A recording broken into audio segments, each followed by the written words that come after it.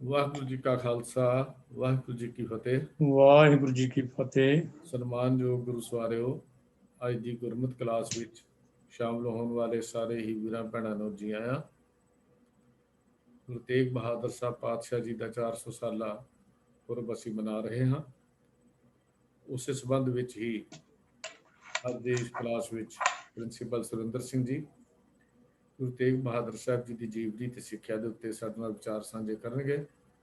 तो मैं बेनती कर रहा हाँ प्रिंसीपल सुरिंदर सिंह जी को अपने लैक्चर विख्यान आरंभ करन जी। प्रिंसीपल सुरिंदर सिंह जी, वाहिगुरू जी का खालसा, वाहिगुरू जी की फतेह। वाहिगुरू जी की फतेह जी। एक ओंकार सतनाम करता पुरख निरभव निर्वैर अकाल मूर्त अजूनी सैभं गुर प्रसाद। वाहिगुरु वाहिगुरु वाहिगुरु वाहिगुरु वाहिगुरु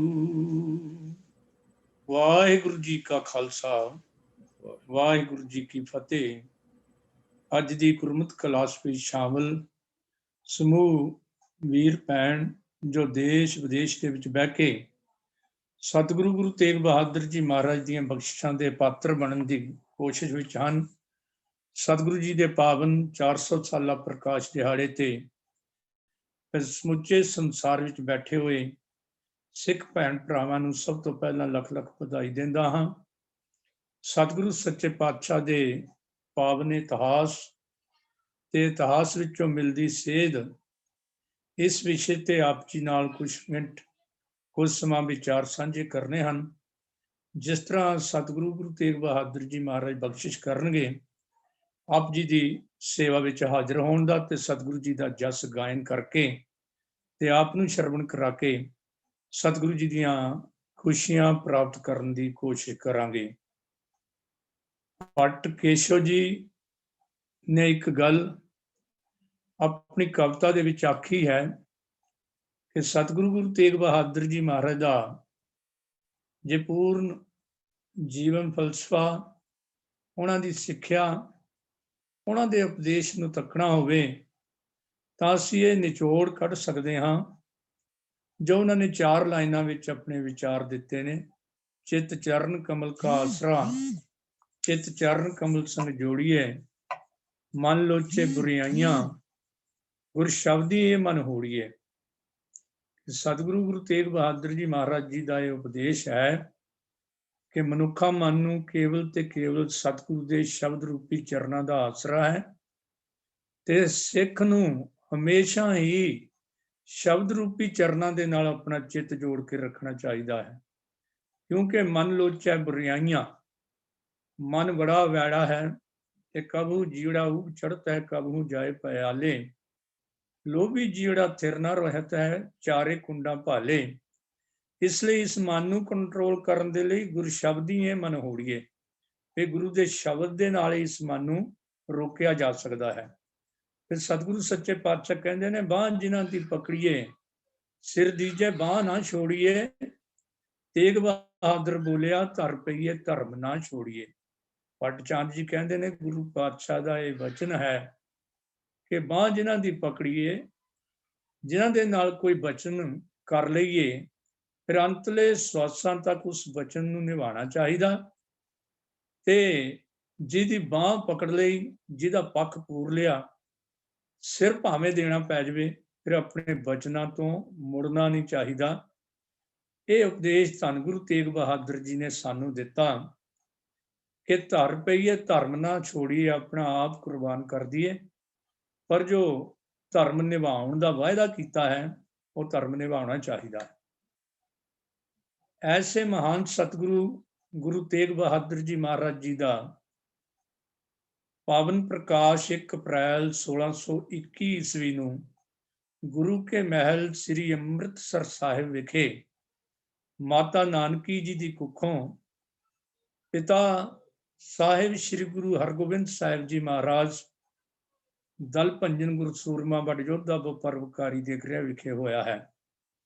ਆਮ ਇਤਿਹਾਸ ਵਿੱਚ ਗੱਲ ਪ੍ਰਚਲਿਤ ਹੈ ਮਸ਼ਹੂਰ ਹੈ ਕਿ ਅੰਮ੍ਰਿਤ ਵੇਲੇ ਬਾਲ ਤੇਗ ਬਹਾਦਰ ਜੀ ਦਾ ਪ੍ਰਕਾਸ਼ ਹੋਇਆ ਹੈ। ਸਤਿਗੁਰੂ ਜੀ ਉਸ ਵੇਲੇ ਆਸਾ ਕੀ ਵਾਰ ਦਾ ਕੀਰਤਨ ਸੁਣ ਕੇ ਸੱਚਖੰਡ ਸ੍ਰੀ ਦਰਬਾਰ ਸਾਹਿਬ ਤੋਂ ਵਾਪਸ ਆ ਰਹੇ ਸਨ। ਜਦੋਂ ਰਸਤੇ ਵਿੱਚ ਹੀ ਗੁਰਸਿੱਖਾਂ ਨੇ ਖਬਰ ਦਿੱਤੀ ਹੈ ਕਿ ਸਤਿਗੁਰੂ ਜੀ ਆਪ ਜੀ ਦੇ ਗ੍ਰਹਿ ਛੋਟਾ ਸਾਹਿਬਜ਼ਾਦਾ ਪ੍ਰਗਟ ਹੋਇਆ ਹੈ। ਸਤਿਗੁਰੂ ਜੀ ਉਸੇ ਵੇਲੇ ਗੁਰੂ ਕੇ ਮਹਿਲ ਆਪਣੇ ਨਿਵਾਸ ਸਥਾਨ ਤੇ ਪਹੁੰਚੇ ਹਨ। ਨਵਜਨਮੇ ਸਾਹਿਬਜ਼ਾਦੇ ਨੂੰ ਗੋਦ ਵਿੱਚ ਲੈ ਕੇ ਜਿਹੜੇ ਸਤਿਗੁਰੂ ਜੀ ਨੇ ਆਪਣੇ ਮੁਖਾਰਬਿੰਦ ਤੋਂ ਬਚਨ ਬੋਲੇ ਹਨ, ਉਹ ਇਹ ਬਚਨ ਸਨ ਕਿ ਜ਼ਾਲਮ ਤੇ ਜ਼ੁਲਮ ਦੀ ਜੜ ਇਹ ਬਾਲਕ ਹੀ ਉਖਾੜੇਗਾ। ਤ੍ਰੈਕਾਲਦਰਸ਼ੀ ਸਤਿਗੁਰੂ ਗੁਰੂ ਹਰਗੋਬਿੰਦ ਸਾਹਿਬ ਸੱਚੇ ਪਾਤਸ਼ਾਹ ਗੁਰੂ ਨਾਨਕ ਪਾਤਸ਼ਾਹ ਦੇ ਜੋਤ ਨਾਨਕ ਜੋਤ ਦੇ ਮਾਲਕ, ਉਹਨਾਂ ਦੇ ਕਹੇ ਹੋਏ ਇਹ ਬਚਨ ਕਿੰਨੇ ਭਾਵਪੂਰਤ ਸਨ, ਕਿਉਂਕਿ ਐਸੇ ਬਚਨ ਤ੍ਰੈਕਾਲਦਰਸ਼ੀ ਗੁਰੂ ਹਰਗੋਬਿੰਦ ਸਾਹਿਬ ਜੀ ਨੇ ਕੀਤੇ ਹਨ। ਇਤਿਹਾਸ ਵਿੱਚ ਲਿਖਿਆ ਹੈ ਕਿ ਨਾਲ ਹੀ ਅਰਦਾਸ ਕੀਤੀ ਹੈ, ਇਹ ਅਕਾਲ ਪੁਰਖ ਵਾਹਿਗੁਰੂ ਜਗਤ ਗੁਰੂ ਗੁਰੂ ਨਾਨਕ ਪਾਤਸ਼ਾਹ ਇਸ ਬੱਚੇ ਨੂੰ ਜ਼ੁਲਮ ਦੇ ਖਿਲਾਫ ਅੜ ਖਲੋਣ ਦੀ ਸ਼ਕਤੀ, ਬੁਰਾਈ ਨਾਲ ਸਦਾ ਟਕਰਾਉਣ ਦਾ ਬਲ ਤੇ ਆਖਰੀ ਦਮ ਤੱਕ ਜੂਝਣ ਦੀ ਤਾਕਤ ਬਖਸ਼ੋ। ਕਿਹੜਾ ਬਾਪ ਹੈ ਜੋ ਆਪਣੇ ਨਵਜਨਮੇ ਬੇਟੇ ਦੇ ਲਈ ਐਸੀ ਅਰਦਾਸ ਕਰ ਸਕਦਾ ਹੈ? ਉਹ ਕੇਵਲ ਤੇ ਕੇਵਲ ਵਰਯੋਧਾ ਪਰਉਪਕਾਰੀ ਯੋਧਾ ਵੀ ਹੋਵੇ ਤੇ ਪਰਉਪਕਾਰ ਦੀ ਖਾਤਰ ਆਪਣਾ ਆਪਾ ਹੀ ਨਹੀਂ, ਆਪਣਾ ਸਰਬੰਸ ਵਾਰਨ ਤੱਕ ਦੀ ਸਮਰੱਥਾ ਵੀ ਰੱਖ ਸਕਦਾ ਹੋਵੇ। ਐਸਾ ਪਿਤਾ ਗੁਰੂ ਹਰਗੋਬਿੰਦ ਸਾਹਿਬ ਜੋ ਆਪਣੇ ਬੱਚੇ ਦੇ ਲਈ, ਨਵਜਨਮੇ ਬੱਚੇ ਲਈ ਅਰਦਾਸ ਕਰ ਰਹੇ ਸਨ। ਇਤਿਹਾਸਕ ਤੌਰ ਤੇ ਸੰਖੇਪ ਵਰਣਨ ਹੀ ਕੀਤਾ ਜਾ ਸਕਦਾ ਹੈ। ਧੰਨ ਗੁਰੂ ਤੇਗ ਬਹਾਦਰ ਜੀ ਮਹਾਰਾਜ ਦੇ ਕੁੱਲ 5 ਭਰਾ ਅਤੇ 1 ਭੈਣ ਸੀ। ਸਭ ਤੋਂ ਵੱਡੇ ਭਰਾ ਬਾਬਾ ਗੁਰਦਿੱਤਾ ਜੀ, ਬਾਬਾ ਸੂਰਜਮਲ ਜੀ, ਬਾਬਾ ਅਣੀ ਰਾਏ ਜੀ, ਬਾਬਾ ਅਟਲ ਰਾਏ ਜੀ, ਤੇ ਸਭ ਤੋਂ ਛੋਟੇ ਸਨ ਸਾਹਿਬ ਸ੍ਰੀ ਗੁਰੂ ਤੇਗ ਬਹਾਦਰ ਜੀ।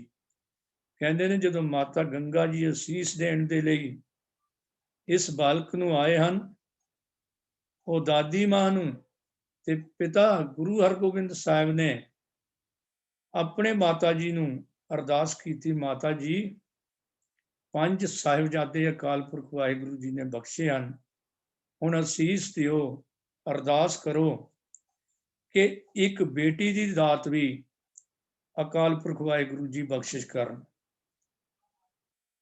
ਤੇ ਇਹ ਅਕਾਲ ਪੁਰਖ ਵਾਹਿਗੁਰੂ ਜੀ ਦੇ ਚਰਨਾਂ 'ਚ ਅਰਦਾਸ ਕੀਤੀ ਗਈ ਹੈ। ਇੱਥੋਂ ਪਤਾ ਲੱਗਦਾ ਹੈ ਕਿ ਸੰਸਾਰ ਦੇ ਵਿੱਚ ਲੋਕਾਂ ਵਿੱਚ ਧੀਆਂ ਨੂੰ ਜੰਮਣਾ ਅੱਜ ਵੀ ਕੁਸ਼ਗਨ ਮੰਨਿਆ ਜਾਂਦਾ ਸੀ, ਤੇ ਅੱਜ ਤੋਂ 400 ਸਾਲ ਪਹਿਲਾਂ ਕੀ ਹਾਲਾਤ ਹੋਣਗੇ ਜਦੋਂ ਪਿਤਾ ਗੁਰੂ ਹਰਗੋਬਿੰਦ ਸਾਹਿਬ ਜੀ ਮਹਾਰਾਜ ਨੇ, ਉਹ ਗੁਰੂ ਨਾਨਕ ਜੋਤ ਦੇ ਮਾਲਕ ਹੁੰਦੇ ਹੋਏ, ਜਿਨ੍ਹਾਂ ਨੇ ਪਹਿਲੇ ਜਾਮੇ ਵਿੱਚ ਇਹ ਬਚਨ ਕੀਤਾ ਸੀ, ਸੋ ਕਿਉ ਮੰਦਾ ਆਖੀਐ ਜਿਤ ਜੰਮੇ ਰਾਜਾਨ, ਇੱਕ ਬੇਟੀ ਦੀ ਵੀ ਮੰਗ ਕੀਤੀ ਹੈ। ਨਾਲ ਸਾਡੇ ਲਈ ਇਹ ਹੁਕਮ ਹੀ ਕਰ ਦਿੱਤਾ ਕਿ ਸਿੱਖ ਨੇ ਵੀ ਬੇਟੀ ਤੇ ਬੇਟੇ ਦੇ ਵਿੱਚ ਕੋਈ ਫਰਕ ਨਹੀਂ ਸਮਝਣਾ। ਧਨ ਕੀਰਤ ਸੁਖ ਰਾਜ ਵਡਾਈ, ਯੁਵਤੀ ਸੁਤ ਵਿਦਿਆ ਬਹੁ ਭਾਈ, ਇਹ ਸਭ ਦਾਤ ਗੁਰੂ ਕੀ ਜਾਣੇ, ਤਨ ਤੇ ਨੇ ਅਭਿਮਾਨਿ ਠਾਨੇ। ਵੀ ਇਹ ਸਾਰੀਆਂ ਦਾਤਾਂ ਹਨ, ਧੀਆਂ ਪੁੱਤਰਾਂ ਦੇ ਰੂਪ ਵਿੱਚ, ਰਾਜਨੀਤਿਕ ਅਹੁਦਿਆਂ ਦੇ ਰੂਪ ਵਿੱਚ, ਧਨ ਦੌਲਤ ਜ਼ਮੀਨ ਜਗੀਰਾਂ ਦੇ ਮਾਲਕ ਬਣ ਜਾਣਾ, ਇਹ ਸਭ ਵਾਹਿਗੁਰੂ ਜੀ ਦੀਆਂ ਦਾਤਾਂ ਸਮਝ ਕੇ ਦਾਤਾਂ ਦੇਣ ਵਾਲੇ ਦਾਤਾਰ ਦਾ ਸ਼ੁਕਰਾਨਾ ਹਰ ਸਮੇਂ ਕਰਦਾ ਰਹਿਣਾ। ਅੱਜ ਸਮਾਜ ਦੇ ਵਿੱਚ 21ਵੀਂ ਸਦੀ ਵਿੱਚ ਸਮਾਜ ਪ੍ਰਵੇਸ਼ ਕਰ ਚੁੱਕਾ ਹੈ, ਪਰ ਧੀਆਂ ਅਤੇ ਲੜਕਿਆਂ ਦਾ ਵਿਤਕਰਾ ਉਸੇ ਤਰ੍ਹਾਂ ਬਰਕਰਾਰ ਹੈ, ਕਿਉਂਕਿ ਸਾਰੇ ਪੜ੍ਹੇ ਲਿਖੇ ਵੀਰ ਭੈਣ ਬੈਠੇ ਹੋਏ ਹਨ। ਸਤਿਗੁਰੂ ਸੱਚੇ ਪਾਤਸ਼ਾਹ ਨੇ ਧੀਆਂ ਨੂੰ ਵੀ ਲੜਕਿਆਂ ਦੇ ਬਰਾਬਰ ਦਾ ਦਰਜਾ ਦਿੱਤਾ, ਪਰ ਆਪਣੀ ਪਾਵਨ ਬਾਣੀ ਵਿੱਚ ਇਹ ਗੱਲ ਪਹਿਲਾਂ ਹੀ ਸਮਝਾ ਦਿੱਤੀ ਸੀ ਕਿ ਆਮ ਤੌਰ ਤੇ ਲੋਕਾਂ ਨੂੰ ਮਾਏ ਬਾਪ ਕੋ ਬੇਟਾ ਨੀਕਾ, ਮਾਤਾ ਪਿਤਾ ਨੂੰ ਪੁੱਤਰ ਹੀ ਚੰਗੇ ਲੱਗਦੇ ਨੇ। ਮਾਏ ਬਾਪ ਕੋ ਬੇਟਾ ਨੀਕਾ, ਸਸਰੇ ਚਤਰ ਜਵਾਈ, ਬਾਲ ਕਨਿਆ ਕੋ ਬਾਪ ਪਿਆਰਾ, ਭਾਈ ਕੋ ਅਤ ਭਾਈ। ਪਰ ਇੱਕ ਧੀ ਹੋਈ ਹੈ ਜਿਹੜੀ ਆਪਣੇ ਮਾਤਾ ਪਿਤਾ ਨੂੰ ਆਪਣੇ ਮਾਪਿਆਂ ਨੂੰ ਪਿਆਰ ਕਰਦੀ ਹੈ। ਭਾਈ ਸਾਹਿਬ ਭਾਈ ਗੁਰਦਾਸ ਜੀ ਨੇ ਵੀ ਇਹ ਗੱਲ ਵਚਨ ਆਖੇ ਸਨ ਕਿ ਕਪੁੱਤੋਂ ਧੀ ਚੰਗੇਰੜੀ ਪਰ ਘਰ ਜਾਏ ਵਸਾਏ ਨਾ ਆਈ। ਜੇ ਕਪੁੱਤ ਹੀ ਪੈਦਾ ਹੋਣੇ ਨੇ ਉਹਨਾਂ ਨਾਲੋਂ ਤਾਂ ਜਿਹੜਾ ਕਪੁੱਤਾਂ ਨਾਲੋਂ ਇੱਕ ਧੀ ਚੰਗੀ ਹੈ ਜਿਹੜੀ ਦੋ ਘਰਾਂ ਨੂੰ ਵਸਾਉਂਦੀ ਹੈ। ਇੱਕ ਪਰਾਏ ਘਰ ਦੇ ਵਿੱਚ ਜਾ ਕੇ ਉਸ ਘਰ ਨੂੰ ਵੀ ਵਸਾਉਣਾ, ਪਰ ਉੱਥੇ ਰਹਿੰਦਿਆਂ ਹੋਇਆਂ ਆਪਣੇ ਮਾਪਿਆਂ ਦਾ ਧਿਆਨ ਰੱਖਣਾ। ਗੁਰੂ ਨਾਨਕ ਜੋਤ ਨੇ ਇਹ ਗੱਲ ਸਮਝਾ ਦਿੱਤੀ ਸੀ, ਇਹ ਕੇਵਲ ਧੀਆਂ ਦੇ ਹਿੱਸੇ ਹੀ ਆਇਆ ਹੈ। ਇਸ ਲਈ ਸਤਿਗੁਰੂ ਜੀ ਨੇ ਧੀਆਂ ਤੇ ਪੁੱਤਰਾਂ ਨੂੰ ਬਰਾਬਰ ਦਾ ਸਨਮਾਨ ਦਿੱਤਾ। ਬਚਪਨ ਦੇ ਵਿੱਚ ਹੀ ਹਰ ਕਿਸਮ ਦੀ ਵਿਦਿਆ ਧੰਨ ਗੁਰੂ ਤੇਗ ਬਹਾਦਰ ਜੀ ਮਹਾਰਾਜ ਨੂੰ ਦਿੱਤੀ ਗਈ, ਬਾਲ ਤੇਗ ਬਹਾਦਰ ਜੀ ਨੂੰ, ਕਿਉਂਕਿ ਅਸੀਂ ਲੋਕ ਬੀਤ ਚੁੱਕੇ ਦਾ ਝੋਰਾ ਬਹੁਤ ਕਰਦੇ ਹਾਂ। ਇਹ ਨਹੀਂ, ਇਹ ਹੋਣਾ ਚਾਹੀਦਾ ਸੀ। ਆਉਣ ਵਾਲੇ ਦੀ ਚਿੰਤਾ ਬਹੁਤ ਕਰਦੇ ਹਾਂ, ਪਰ ਸਤਿਗੁਰੂ ਜੀ ਨੇ ਆਪਣੀ ਪਾਵਨ ਬਾਣੀ ਵਿੱਚ ਸਾਨੂੰ ਇਹ ਸੇਧ ਦਿੱਤੀ ਸੀ ਕਿ ਬੀਤ ਚੁੱਕੇ ਦੀ ਚਿੰਤਾ ਨਹੀਂ, ਝੋਰਾ ਨਹੀਂ ਕਰਨਾ, ਆਉਣ ਵਾਲੇ ਦੀ ਚਿੰਤਾ ਨਹੀਂ ਕਰਨੀ, ਬਲਕਿ ਵਰਤਮਾਨ ਦੇ ਵਿੱਚ ਜੋ ਕੁਝ ਹੋ ਸਕਦਾ ਹੈ ਉਹ ਆਪਣੀ ਜ਼ਿੰਦਗੀ ਦੇ ਵਿੱਚ ਜਦੋਜਹਿਦ ਕਰੋ। ਆਪਣੀ ਸੰਤਾਨ ਨੂੰ ਵਰਤਮਾਨ ਵਿੱਚ ਵਰਤਦਾ ਹੋਵਣਾ ਹਰ ਸੋਈ ਪ੍ਰਵਾਣਾ। ਭਾਈ ਗੁਰਦਾਸ ਜੀ ਦੇ ਕਥਨ ਹਨ ਕਿ ਸਮੇਂ ਦੇ ਹਾਣੀ ਬਣਾਉਣਾ ਹੈ। ਸੋ ਸਮਾਂ ਜਿਸ ਤਰ੍ਹਾਂ ਦਾ ਚੱਲਿਆ, ਜੇ ਕੰਪਿਊਟਰ ਦਾ ਯੁੱਗ ਹੈ ਤੇ ਕੰਪਿਊਟਰ ਵਿਗਿਆਨ ਦੇ ਵਿੱਚ ਸਾਡੇ ਬੱਚੇ ਜਿਹੜੇ ਬਹੁਤ ਲਾਇਕ ਹੋਣੇ ਚਾਹੀਦੇ। ਜੇ ਸਾਇੰਟਿਫਿਕ ਯੁੱਗ ਹੈ ਤੇ ਸਾਡੇ ਬੱਚੇ ਸਾਇੰਟਿਸਟ ਬਣਨੇ ਚਾਹੀਦੇ ਨੇ, ਵੱਡੇ ਵੱਡੇ ਸੰਸਾਰ ਦੇ ਰੁਤਬਿਆਂ ਤੱਕ, ਕਿਉਂਕਿ ਸਤਿਗੁਰੂ ਜੀ ਨੇ ਆਪਣੇ ਸਿੱਖ ਨੂੰ ਦਾਤਾ ਬਣਾਇਆ, ਮੰਗਤਾ ਨਹੀਂ ਬਣਾਇਆ, ਇਨਸਾਫ ਦੇਣ ਵਾਲਾ ਬਣਾਇਆ, ਇਨਸਾਫ ਮੰਗਣ ਵਾਲਾ ਨਹੀਂ ਬਣਾਇਆ। ਇਸੇ ਵਿਚਾਰਧਾਰਾ ਤੇ ਚੱਲਦਿਆਂ ਪਿਤਾ ਗੁਰੂ ਹਰਗੋਬਿੰਦ ਸਾਹਿਬ ਨੇ ਆਪਣੇ ਬੱਚਿਆਂ ਦੀ ਦੁਨਿਆਵੀ ਅਤੇ ਅਧਿਆਤਮਿਕ ਵਿਦਿਆ ਦਾ ਵਿਸ਼ੇਸ਼ ਪ੍ਰਬੰਧ ਕੀਤਾ, ਕਿਉਂਕਿ ਸੋ ਕਿਉ ਮਨੋ ਵਿਸਾਰੀਏ ਜੰਗ ਕੇ ਜੀ ਪ੍ਰਾਣ, ਤਿਸ ਦਿਨ ਸਭ ਅਪਵਿੱਤਰ ਹੈ ਜੇਤਾ ਪਹਿਨਣ ਖਾਣ। ਦੁਨਿਆਵੀ ਤੌਰ ਤੇ ਵੱਡੇ ਵੱਡੇ ਰੁਤਬਿਆਂ ਦੇ ਮਾਲਕ ਬਣਾ ਦਈਏ, ਪਰ ਜੇ ਧਾਰਮਿਕ ਵਿਦਿਆ ਬੱਚਿਆਂ ਨੂੰ ਨਹੀਂ ਦਿੱਤੀ ਗਈ ਤੇ ਉਹ ਤੋਂ ਬਿਨਾਂ ਸਾਰਾ ਕੁਝ ਬਣਾ ਹੋ ਕੇ ਰਹਿ ਜਾਂਦਾ ਹੈ। ਅੱਜ ਅਸੀਂ ਡਾਕਟਰ ਜ਼ਰੂਰ ਪੈਦਾ ਕਰਦੇ ਹਾਂ, ਪਰ ਉਹ ਡਾਕਟਰਾਂ ਦੀਆਂ ਕਹਾਣੀਆਂ ਕਿਡਨੀਆਂ ਕੱਢ ਕੇ ਵੇਚਣ ਤੱਕ ਸੀਮਤ ਨਾ ਹੋਣ। ਉਹਨਾਂ ਨੂੰ ਰੱਬ ਵੀ ਚੇਤੇ ਹੋਵੇ, ਮਾਨਵਤਾ ਵਿੱਚੋਂ ਰੱਬ ਦਿਖੇ। ਸੋ ਐਸੀ ਸੰਪੂਰਨ ਮਨੁੱਖ ਦੀ ਸਿਰਜਣਾ ਕਰਨ ਵਾਲੀ ਵਿਦਿਆ ਦਾ ਪ੍ਰਬੰਧ ਕਰਨ ਲਈ, ਧਾਰਮਿਕ ਵਿਦਿਆ ਵਿੱਚ ਨਿਪੁੰਨ ਕਰਨ ਲਈ ਆਪਣੇ ਸਾਹਿਬਜ਼ਾਦਿਆਂ ਨੂੰ, ਬਾਲ ਤੇਗ ਬਹਾਦਰ ਜੀ ਨੂੰ, ਬੀਬੀ ਵੀਰੋ ਜੀ ਨੂੰ, ਭਾਈ ਗੁਰਦਾਸ ਜੀ ਤੇ ਬਾਬਾ ਬੁੱਢਾ ਜੀ ਵਰਗੇ ਵਿਦਵਾਨਾਂ ਦੀ ਡਿਊਟੀ ਲਾਈ ਗਈ। ਸਤਿਗੁਰੂ ਜੀ ਦੀ ਆਪਣੀ ਦੇਖ ਰੇਖ ਦੇ ਵਿੱਚ ਇਸ ਪੱਖੋਂ ਵੀ ਨਿਪੁੰਨ ਕੀਤਾ ਗਿਆ। ਸ਼ਾਸਤਰ ਵਿਦਿਆ ਉਸ ਵੇਲੇ ਲੋੜ ਸੀ ਸਮੇਂ ਦੀ, ਘੋੜ ਸਵਾਰੀ, ਤੀਰ ਅੰਦਾਜ਼ੀ, ਇਹ ਭਾਈ ਜੇਠਾ ਜੀ, ਬਾਬਾ ਬੁੱਢਾ ਜੀ ਵਰਗੇ ਵਿਦਵਾਨਾਂ ਦੀ ਡਿਊਟੀ ਲਾਈ ਗਈ, ਭਾਈ ਸਹਿਗਲ ਜੀ ਵਰਗਿਆਂ ਦੀ ਡਿਊਟੀ ਲਾਈ ਗਈ। ਇਸੇ ਤਰ੍ਹਾਂ ਹਰ ਪੱਖ ਤੋਂ ਨਿਪੁੰਨ ਕਰਨ ਲਈ ਸਮੇਂ ਦੀ ਵਿਦਿਆ ਦਾ ਵਿਸ਼ੇਸ਼ ਪ੍ਰਬੰਧ ਕੀਤਾ। ਅੱਜ ਪਿਤਾ ਗੁਰੂ ਜੀ ਦੀ ਆਗਿਆ, ਪਿਤਾ ਗੁਰੂ ਦੇ ਇਤਿਹਾਸ ਤੋਂ ਸੇਧ ਲੈ ਕੇ ਹਰ ਸਿੱਖ ਨੂੰ ਆਪਣੇ ਬੱਚੇ ਨੂੰ ਹਰ ਖੇਤਰ ਦੇ ਵਿੱਚ ਹਰਫਨ ਮੌਲਾ ਬਣਾਉਣ ਦੇ ਲਈ ਸਾਡਾ ਸਾਰਿਆਂ ਦਾ ਯਤਨ ਹੋਣਾ ਚਾਹੀਦਾ ਹੈ। ਸਤਿਗੁਰੂ ਗੁਰੂ ਤੇਗ ਬਹਾਦਰ ਜੀ ਮਹਾਰਾਜ ਦਾ ਇਤਿਹਾਸ ਬੜਾ ਵਿਸ਼ਾਲ ਹੈ। ਉਹਨਾਂ ਦੇ ਬਚਪਨ ਦੇ ਕੌਤਕ ਹੀ ਦੱਸਦੇ ਸਨ ਕਿ ਹਰ ਕੋਈ ਕਹਿੰਦਾ ਸੀ, ਹੋਣਹਾਰ ਵਿਰਵਾ ਕੇ ਚਿਕਨੇ ਚਿਕਨੇ ਪਾਤ, ਵੀ ਜਿਹੜਾ ਦਰਖਤ ਨੇ ਵੱਡਾ ਬਣ ਕੇ ਮਹਾਨ ਬਣਨਾ ਹੁੰਦਾ, ਉਹਦੇ ਪੱਤੇ ਪਹਿਲਾਂ ਹੀ ਚਿਕਨਾਹਟ ਤੋਂ ਪਤਾ ਲੱਗ ਜਾਂਦੇ ਨੇ। ਜਦੋਂ ਸਤਿਗੁਰੂ ਗੁਰੂ ਤੇਗ ਬਹਾਦਰ ਜੀ ਦੇ ਬਚਪਨ ਨੂੰ ਪੜ੍ਹਦੇ ਹਾਂ ਤੇ ਬਚਪਨ ਦੀਆਂ ਸਾਖੀਆਂ ਵਿੱਚੋਂ ਪਤਾ ਲੱਗ ਜਾਂਦਾ ਹੈ ਕਿ ਸਮੇਂ ਦੇ ਮਨੁੱਖ, ਸਮੇਂ ਦੇ ਦਰਸ਼ਨ ਕਰਨ ਵਾਲੇ ਉਸ ਸੁਭਾਗੇ ਇਨਸਾਨ ਬਾਲ ਤੇਗ ਬਹਾਦਰ ਜੀ ਦੇ ਬਚਪਨ ਵਿੱਚੋਂ ਹੀ ਉਹਨਾਂ ਦੇ ਕੌਤਕ ਦੇਖ ਕੇ ਕਹਿੰਦੇ ਸਨ ਕਿ ਵੱਡਾ ਪੁਰਖ ਪ੍ਰਗਟਿਆ ਕਲਯੁਗ ਅੰਦਰ ਜੋਤ ਜਗਾਈ। ਕਿ ਬਾਲ ਤੇਗ ਬਹਾਦਰ ਜੀ ਕੋਈ ਛੋਟੀ ਮੋਟੀ ਹਸਤੀ ਨਹੀਂ। ਇੱਕ ਘਟਨਾ ਬੜੀ ਪ੍ਰਸਿੱਧ ਹੈ। ਬਾਬਾ ਗੁਰਦਿੱਤਾ ਜੀ ਦਾ ਆਨੰਦ ਕਾਰਜ ਹੋਣਾ ਸੀ, ਜੰਝ ਚੜ੍ਹਨ ਲੱਗੀ, ਮਾਤਾ ਜੀ ਨੇ ਬਹੁਤ ਕੀਮਤੀ ਪੁਸ਼ਾਕਾਂ ਪਾ ਕੇ ਜੰਝ ਦੇ ਲਈ ਤਿਆਰ ਕੀਤਾ ਹੈ, ਪਰ ਕੁਛ ਦੇਰ ਬਾਅਦ ਹੀ ਬਾਹਰੋਂ ਖੇਡਦੇ ਖੇਡਦੇ 4 ਸਾਲ ਦੀ ਉਮਰ ਸੀ, ਬਾਲ ਤੇਗ ਬਹਾਦਰ ਜੀ ਆਏ ਨੇ, ਜਿਨ੍ਹਾਂ ਨੇ ਉਹ ਪੁਸ਼ਾਕ ਉਤਾਰ ਦਿੱਤੀ ਸੀ। ਨੰਗੇ ਧੜ ਬਾਹਰੋਂ ਆ ਗਏ। ਮਾਤਾ ਜੀ ਨੇ ਪੁੱਛ ਕੀਤੀ, ਬੇਟਾ ਬਹੁਤ ਸੋਹਣੀ ਕੀਮਤੀ ਪੁਸ਼ਾਕ ਪਹਿਨਾਈ ਗਈ ਸੀ, ਉਹ ਕਿੱਥੇ ਗਈ?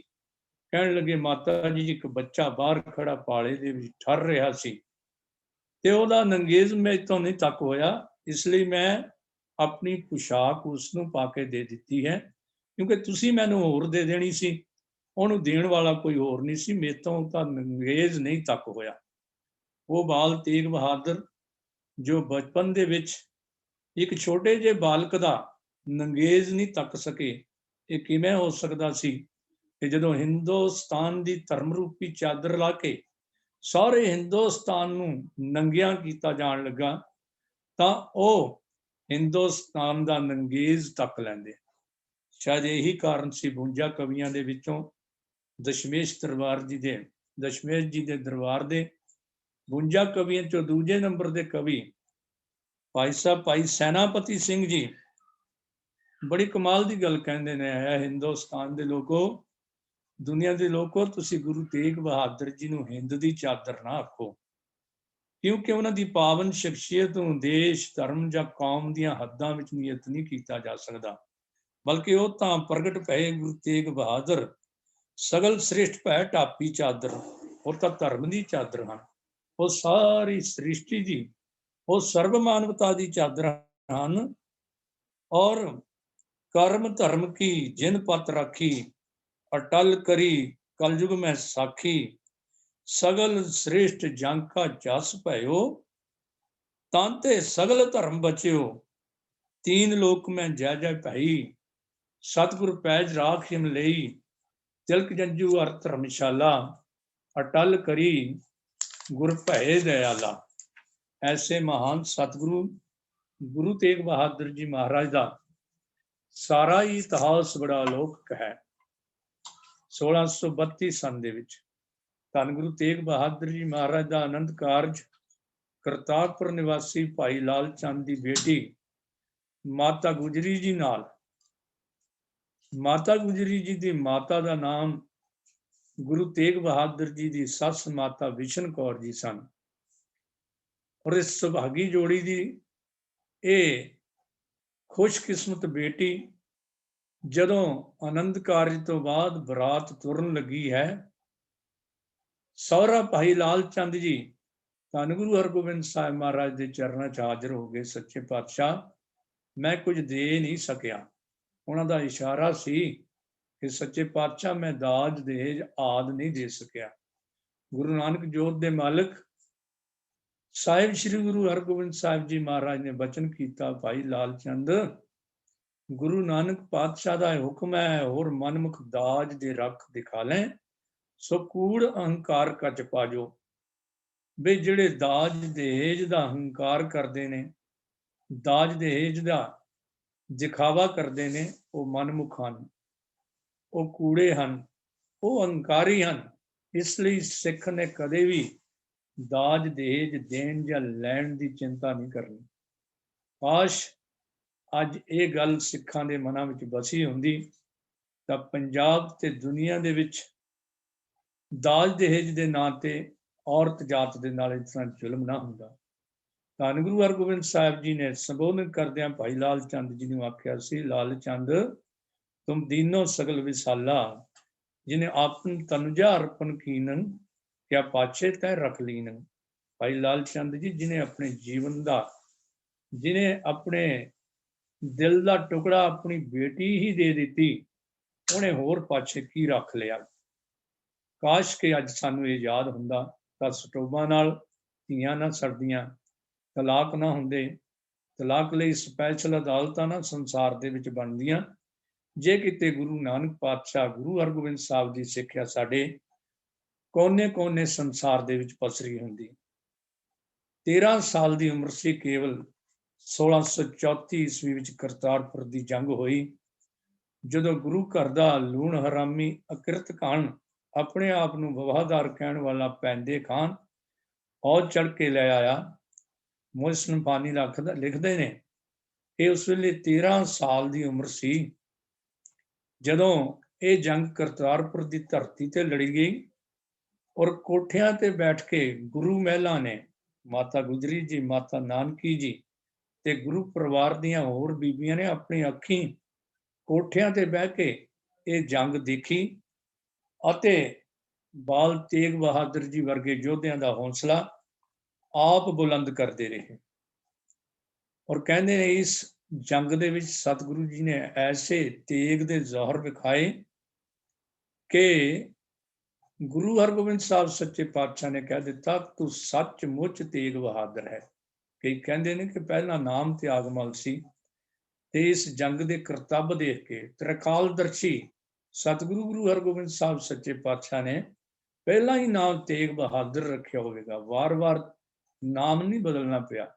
ਜਿਹੜੇ ਨਵਜਨਮੇ ਬੱਚੇ ਲਈ ਅਰਦਾਸ ਕਰ ਸਕਦੇ ਨੇ ਕਿ ਜ਼ਾਲਮ ਤੇ ਜ਼ੁਲਮ ਦੇ ਖਿਲਾਫ ਔਰ ਖਲੋਣ ਦੀ ਤਾਕਤ ਬਖਸ਼ੋ, ਉਹਨਾਂ ਨੇ ਨਾਮ ਪਹਿਲਾਂ ਹੀ ਤੇਗ ਬਹਾਦਰ ਰੱਖਿਆ ਹੋਵੇਗਾ।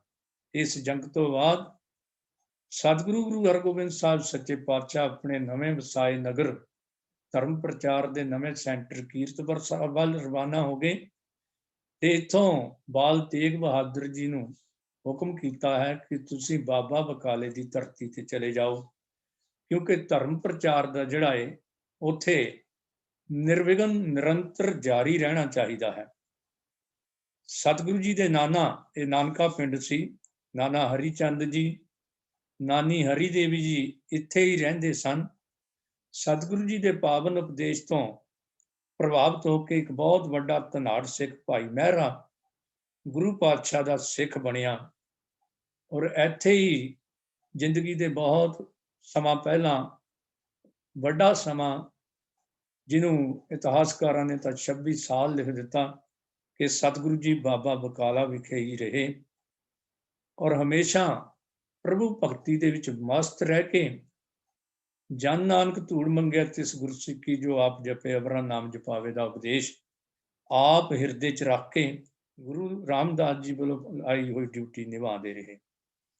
ਇੱਥੇ ਭੋਰਾ ਸਾਹਿਬ ਦਾ ਜ਼ਿਕਰ ਆਮ ਤੌਰ ਤੇ ਆਉਂਦਾ ਹੈ, ਪਰ ਇਹ ਗੱਲ ਚੇਤੇ ਰੱਖਣ ਵਾਲੀ ਕਿ ਭੋਰਿਆਂ ਵਿੱਚ ਭਗਤੀ ਦਾ ਕੋਈ ਵਿਧਾਨ ਨਹੀਂ ਹੈ ਔਰ ਨਾ ਮਾਨਤਾ ਦਿੱਤੀ ਗਈ ਗੁਰਮਤਿ ਵਿਚਾਰਧਾਰਾ ਦੇ ਵਿੱਚ।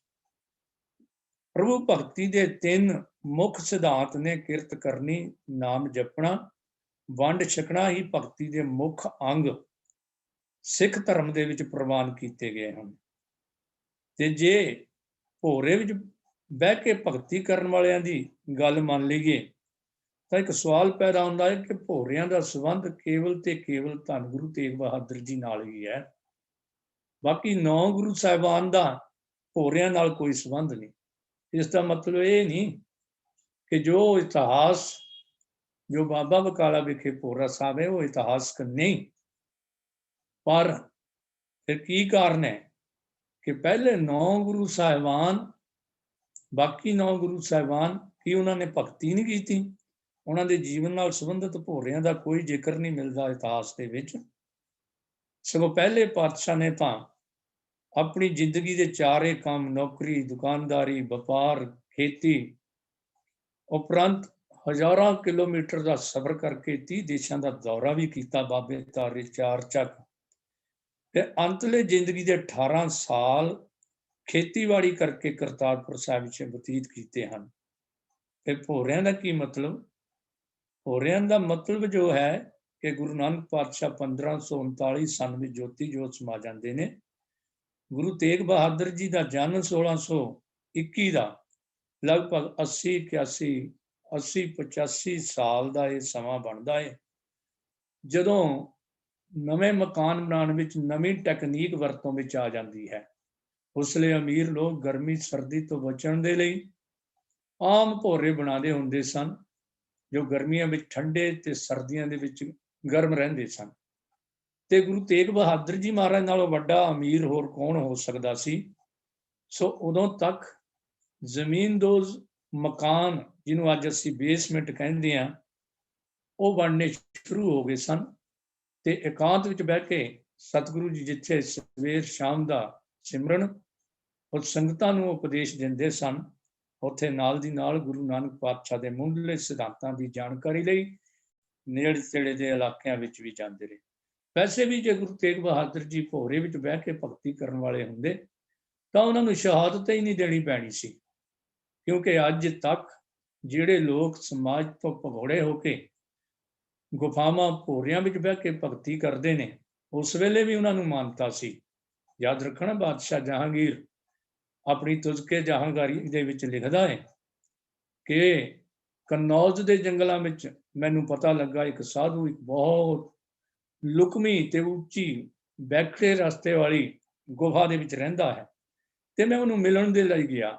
ਮੇਰੇ ਅੱਬਾ ਜਾਨ ਵੀ ਉਹਦੀ ਅਸ਼ੀਰਵਾਦ ਲਈ ਜਾ ਚੁੱਕੇ ਸਨ ਕਈ ਵਾਰ, ਪਰ ਮੇਰੇ ਝਰੀਟਾਂ ਲੱਗ ਗਈਆਂ, ਕੱਪੜੇ ਪਾਟ ਗਏ ਉੱਥੇ ਪਹੁੰਚਦੇ, ਪਰ ਮੇਰੀਆਂ ਬੱਖੀਆਂ ਤੇ ਝਰੀਟਾਂ ਲੱਗ ਗਈਆਂ। ਇੰਨਾ ਔਖਾ ਸੀ, ਪਰ ਮੈਂ ਉਹਦੀ ਅਸ਼ੀਰਵਾਦ ਲਈ। ਇੱਕ ਪਾਸੇ ਸਮਾਜ ਤੋਂ ਭੱਜੇ ਹੋਏ ਭਗੌੜਿਆਂ ਨੂੰ ਸਮੇਂ ਦੀ ਹਕੂਮਤ ਇੰਨੀ ਮਾਨਤਾ ਦਿੰਦੀ ਹੈ, ਤੇ ਦੂਜੇ ਪਾਸੇ ਸੱਚੇ ਸਤਿਗੁਰੂ, ਮਾਨਵਤਾ ਦੇ ਰਹਿਬਰ ਧੰਨ ਗੁਰੂ ਅਰਜਨ ਦੇਵ ਜੀ ਮਹਾਰਾਜ ਨੂੰ ਤੱਤੀ ਤਵੀ ਤੇ ਬਿਠਾਉਣ ਲਈ ਉਬਲਦੀ ਦੇਗ ਵਿੱਚ ਉਬਾਲ ਕੇ ਤੱਤੀ ਰੇਤ ਸੀਤ ਤੇ ਪਾ ਕੇ ਸ਼ਹੀਦ ਕਰਦਾ ਹੈ। ਇਹ ਹਕੂਮਤਾਂ ਆਦਿ ਕਾਲ ਤੋਂ ਹੀ ਐਸੇ ਸਾਧੂ ਸੰਤਾਂ ਮਹਾਤਮਾ ਨੂੰ ਮਾਨਤਾ ਦਿੰਦੀਆਂ ਸਨ, ਜੋ ਸਮਾਜ ਤੋਂ ਭੱਜ ਕੇ ਲੋਕਾਂ ਨੂੰ ਵੀ ਐਦਾਂ ਦਾ ਹੀ ਉਪਦੇਸ਼ ਦਿੰਦੇ ਸਨ। ਪਰ ਪੈ ਕਾਹੂ ਕੋ ਦੇਤ ਨਾ ਪੈ ਮਾਨਤਾਨ, ਕਹੋ ਨਾਨਕ ਸੁੰਦਰੇ ਮਨਾ। ਗਿਆਨੀ ਤਾਹੇ ਵਖਾਣ ਦਾ ਉਪਦੇਸ਼ ਦੇਣ ਵਾਲੇ ਗੁਰੂ ਤੇਗ ਬਹਾਦਰ ਜੀ ਜੇ ਕਿਤੇ ਭੋਰਿਆਂ 'ਚ ਬਹਿ ਕੇ ਭਗਤੀ ਕਰਨ ਵਾਲੇ ਹੁੰਦੇ ਤਾਂ ਉਹਨਾਂ ਨੂੰ ਸ਼ਹਾਦਤ ਨਹੀਂ ਦੇਣੀ, ਲੋਕਾਂ ਨੇ ਆਪ ਆ ਕੇ, ਬਾਦਸ਼ਾਹ ਨੇ ਆਪ ਆ ਕੇ ਪੈਰੀ ਪੈਣਾ ਸੀ। ਬਸ ਜੀ, ਤੁਸੀਂ ਨਾਮ ਜਪੀ ਜਾਓ, ਅੰਦਰ ਬੈਠੋ, ਸਾਡੇ ਕੰਮਾਂ 'ਚ ਜਾਂ ਮਾਨਵਤਾ ਦੀ ਰੱਖਿਆ ਲਈ ਕੋਈ ਗੱਲ ਨਾ ਕਰੋ, ਤੇ ਤੁਹਾਡੀ ਪੂਰੀ ਮਾਨਤਾ ਰਹੇਗੀ। ਅੱਜ ਵੀ ਤਾਂ ਇਹੀ ਹਾਲ ਹੈ ਨਾ। ਅੱਜ ਕਿੰਨਾ ਕੁਛ ਭੋਰਿਆਂ 'ਚ ਰਹਿਣ ਵਾਲਿਆਂ ਨੂੰ ਸ਼ਸਤਰ ਭਾਂਤ ਦੇ ਬੰਦੂਕਾਂ AK-47 ਤੱਕ ਦੇ ਲਾਇਸੈਂਸ ਦਿੱਤੇ ਜਾਂਦੇ ਨੇ, ਸਪੈਸ਼ਲ ਗੱਡੀਆਂ ਦੇ ਮਾਲਕ ਬਣਾ ਦਿੱਤੇ ਜਾਂਦੇ ਨੇ, ਤੇ ਜਿਹੜਾ ਥੋੜੀ ਕਣਕ ਵਾਲੀ ਗੈਰਤ ਵਾਲੀ ਗੱਲ ਕਰਦਾ ਹੈ, ਧਾਰਮਿਕ ਸਥਾਨਾਂ ਸਮੇਤ ਉਹਨਾਂ ਨੂੰ ਤੋਪਾਂ ਦੇ ਨਾਲ ਉਡਾ ਦਿੱਤਾ ਜਾਂਦਾ ਹੈ, ਬਾਬਾ ਜਰਨੈਲ ਸਿੰਘ ਵਰਗਿਆਂ ਨੂੰ। ਸੋ ਜੇ ਭੋਰਿਆਂ ਵਿੱਚ ਵੜ ਕੇ ਭਗਤੀ ਵਾਲੀ ਗੱਲ ਹੁੰਦੀ ਤਾਂ ਦਸ਼ਮੇਸ਼ ਪਿਤਾ ਅਕਾਲ ਉਸਤਤ ਦੀ ਬਾਣੀ ਦੇ ਵਿੱਚ ਇਹ ਗੱਲ ਨਾ ਲਿਖਦੇ ਕਿ ਖੂਕ ਮਲਹਾਰੀ ਗਜ ਗਦਾ ਵਿਭੂਤਾਰੀ ਵਿਦੂਆ ਮਸਾਨ ਵਾਸ ਕਰੇ ਹੋਈ ਕਰਤ ਹੈ ਘੁੱਗੂ ਮੱਟ ਵਾਸੀ। ਘੁੱਗੂ ਕਹਿੰਦੇ ਉੱਲੂ ਨੂੰ, ਜਿਹੜੇ ਗੁਫਾਵਾਂ ਵਿੱਚ ਰਹਿ ਕੇ ਜ਼ਿੰਦਗੀ ਬਤੀਤ ਕਰਦੇ ਨੇ। ਘੁੱਗੂ ਮੱਟ ਵਾਸੀ ਲੱਗੇ ਡੋਲ ਤੋਂ ਉਦਾਸੀ ਮਿਰਗ, 15 ਸਦੀਵ ਪਾਏ ਨਾ ਗਈ ਫਿਰਤ ਹੈ। ਫਿਰ ਗੁਰੂ ਗੋਬਿੰਦ ਸਿੰਘ ਜੀ ਮਹਾਰਾਜ ਇਹ ਬਚਨ ਨਾ ਲਿਖਦੇ ਜੇ ਬਾਬਾ ਤੇਗ ਬਹਾਦਰ ਜੀ ਗੁਫਾਵਾਂ ਵਿੱਚ ਭੋਰਿਆਂ ਵਿੱਚ ਰਹਿ ਕੇ ਭਗਤੀ ਕਰਨ ਵਾਲੇ ਹੁੰਦੇ। ਗੁਰੂ ਹਰਗੋਬਿੰਦ ਸਾਹਿਬ 3 ਮਾਰਚ 1644 ਨੂੰ ਜੋਤੀ ਜੋਤ ਸਮਾ ਗਏ, ਤੇ ਗੁਰਗੱਦੀ ਦੇ ਮਾਲਕ ਆਪਣੇ ਪੋਤਰੇ ਬਾਬਾ ਗੁਰਦਿੱਤਾ ਜੀ ਦੇ ਸਾਹਿਬਜ਼ਾਦੇ ਸ੍ਰੀ ਗੁਰੂ ਹਰਿਰਾਏ ਸਾਹਿਬ 7ਵੇਂ ਪਾਤਸ਼ਾਹ ਨੂੰ ਗੁਰਗੱਦੀ ਬਖਸ਼ ਗਏ। ਗੁਰਗੱਦੀ ਤੇ ਯੋਗ ਹੋਣ ਦੇ ਬਾਵਜੂਦ ਵੀ ਧੰਨ ਗੁਰੂ ਤੇਗ ਬਹਾਦਰ ਜੀ ਮਹਾਰਾਜ ਨੇ ਉਸ ਵਕਤ ਕੋਈ ਇਤਰਾਜ਼ ਨਾ ਕੀਤਾ। ਸੱਚਮੁੱਚ ਗੁਰੂ ਤੇਗ ਬਹਾਦਰ ਜੀ ਤਿਆਗ ਦੀ ਮੂਰਤ ਸਨ, ਪਰ 7ਵੇਂ ਪਾਤਸ਼ਾਹ ਵੱਲੋਂ ਲੱਗੀ ਹੋਈ ਡਿਊਟੀ ਅਨੁਸਾਰ 1656 ਤੋਂ ਲੈ ਕੇ ਅਕਤੂਬਰ 1657 ਤੱਕ ਇੱਕ ਤਕੜੀ ਪ੍ਰਚਾਰ ਵਹੀਰ ਲੈ ਕੇ ਸਾਹਿਬ ਸ੍ਰੀ ਗੁਰੂ ਤੇਗ ਬਹਾਦਰ ਜੀ ਮਹਾਰਾਜ ਮਾਝਾ, ਮਾਲਵਾ, ਦੁਆਬਾ ਔਰ ਦੂਰ ਦੁਰਾਡੇ ਵੱਖ-ਵੱਖ ਸਟੇਟਾਂ ਦੇ ਵਿੱਚ ਧਰਮ ਪ੍ਰਚਾਰ ਦਾ ਦੌਰਾ ਕਰਨ ਲਈ ਆਏ। ਇੰਨਾ ਲੰਬਾ ਦੌਰਾ ਸੀ ਕਿ 1660 ਈਸਵੀ ਵਿੱਚ ਦੂਜਾ ਦੌਰਾ ਜਿਹੜਾ ਹੈ ਗੁਰੂ ਤੇਗ ਬਹਾਦਰ ਜੀ ਮਹਾਰਾਜ ਨੇ ਕੀਤਾ ਹੈ, ਔਰ ਉਦੋਂ ਤੱਕ 8ਵੇਂ ਪਾਤਸ਼ਾਹ ਗੁਰਗੱਦੀ ਤੇ ਬਿਰਾਜਮਾਨ ਹੋ ਚੁੱਕੇ ਸਨ।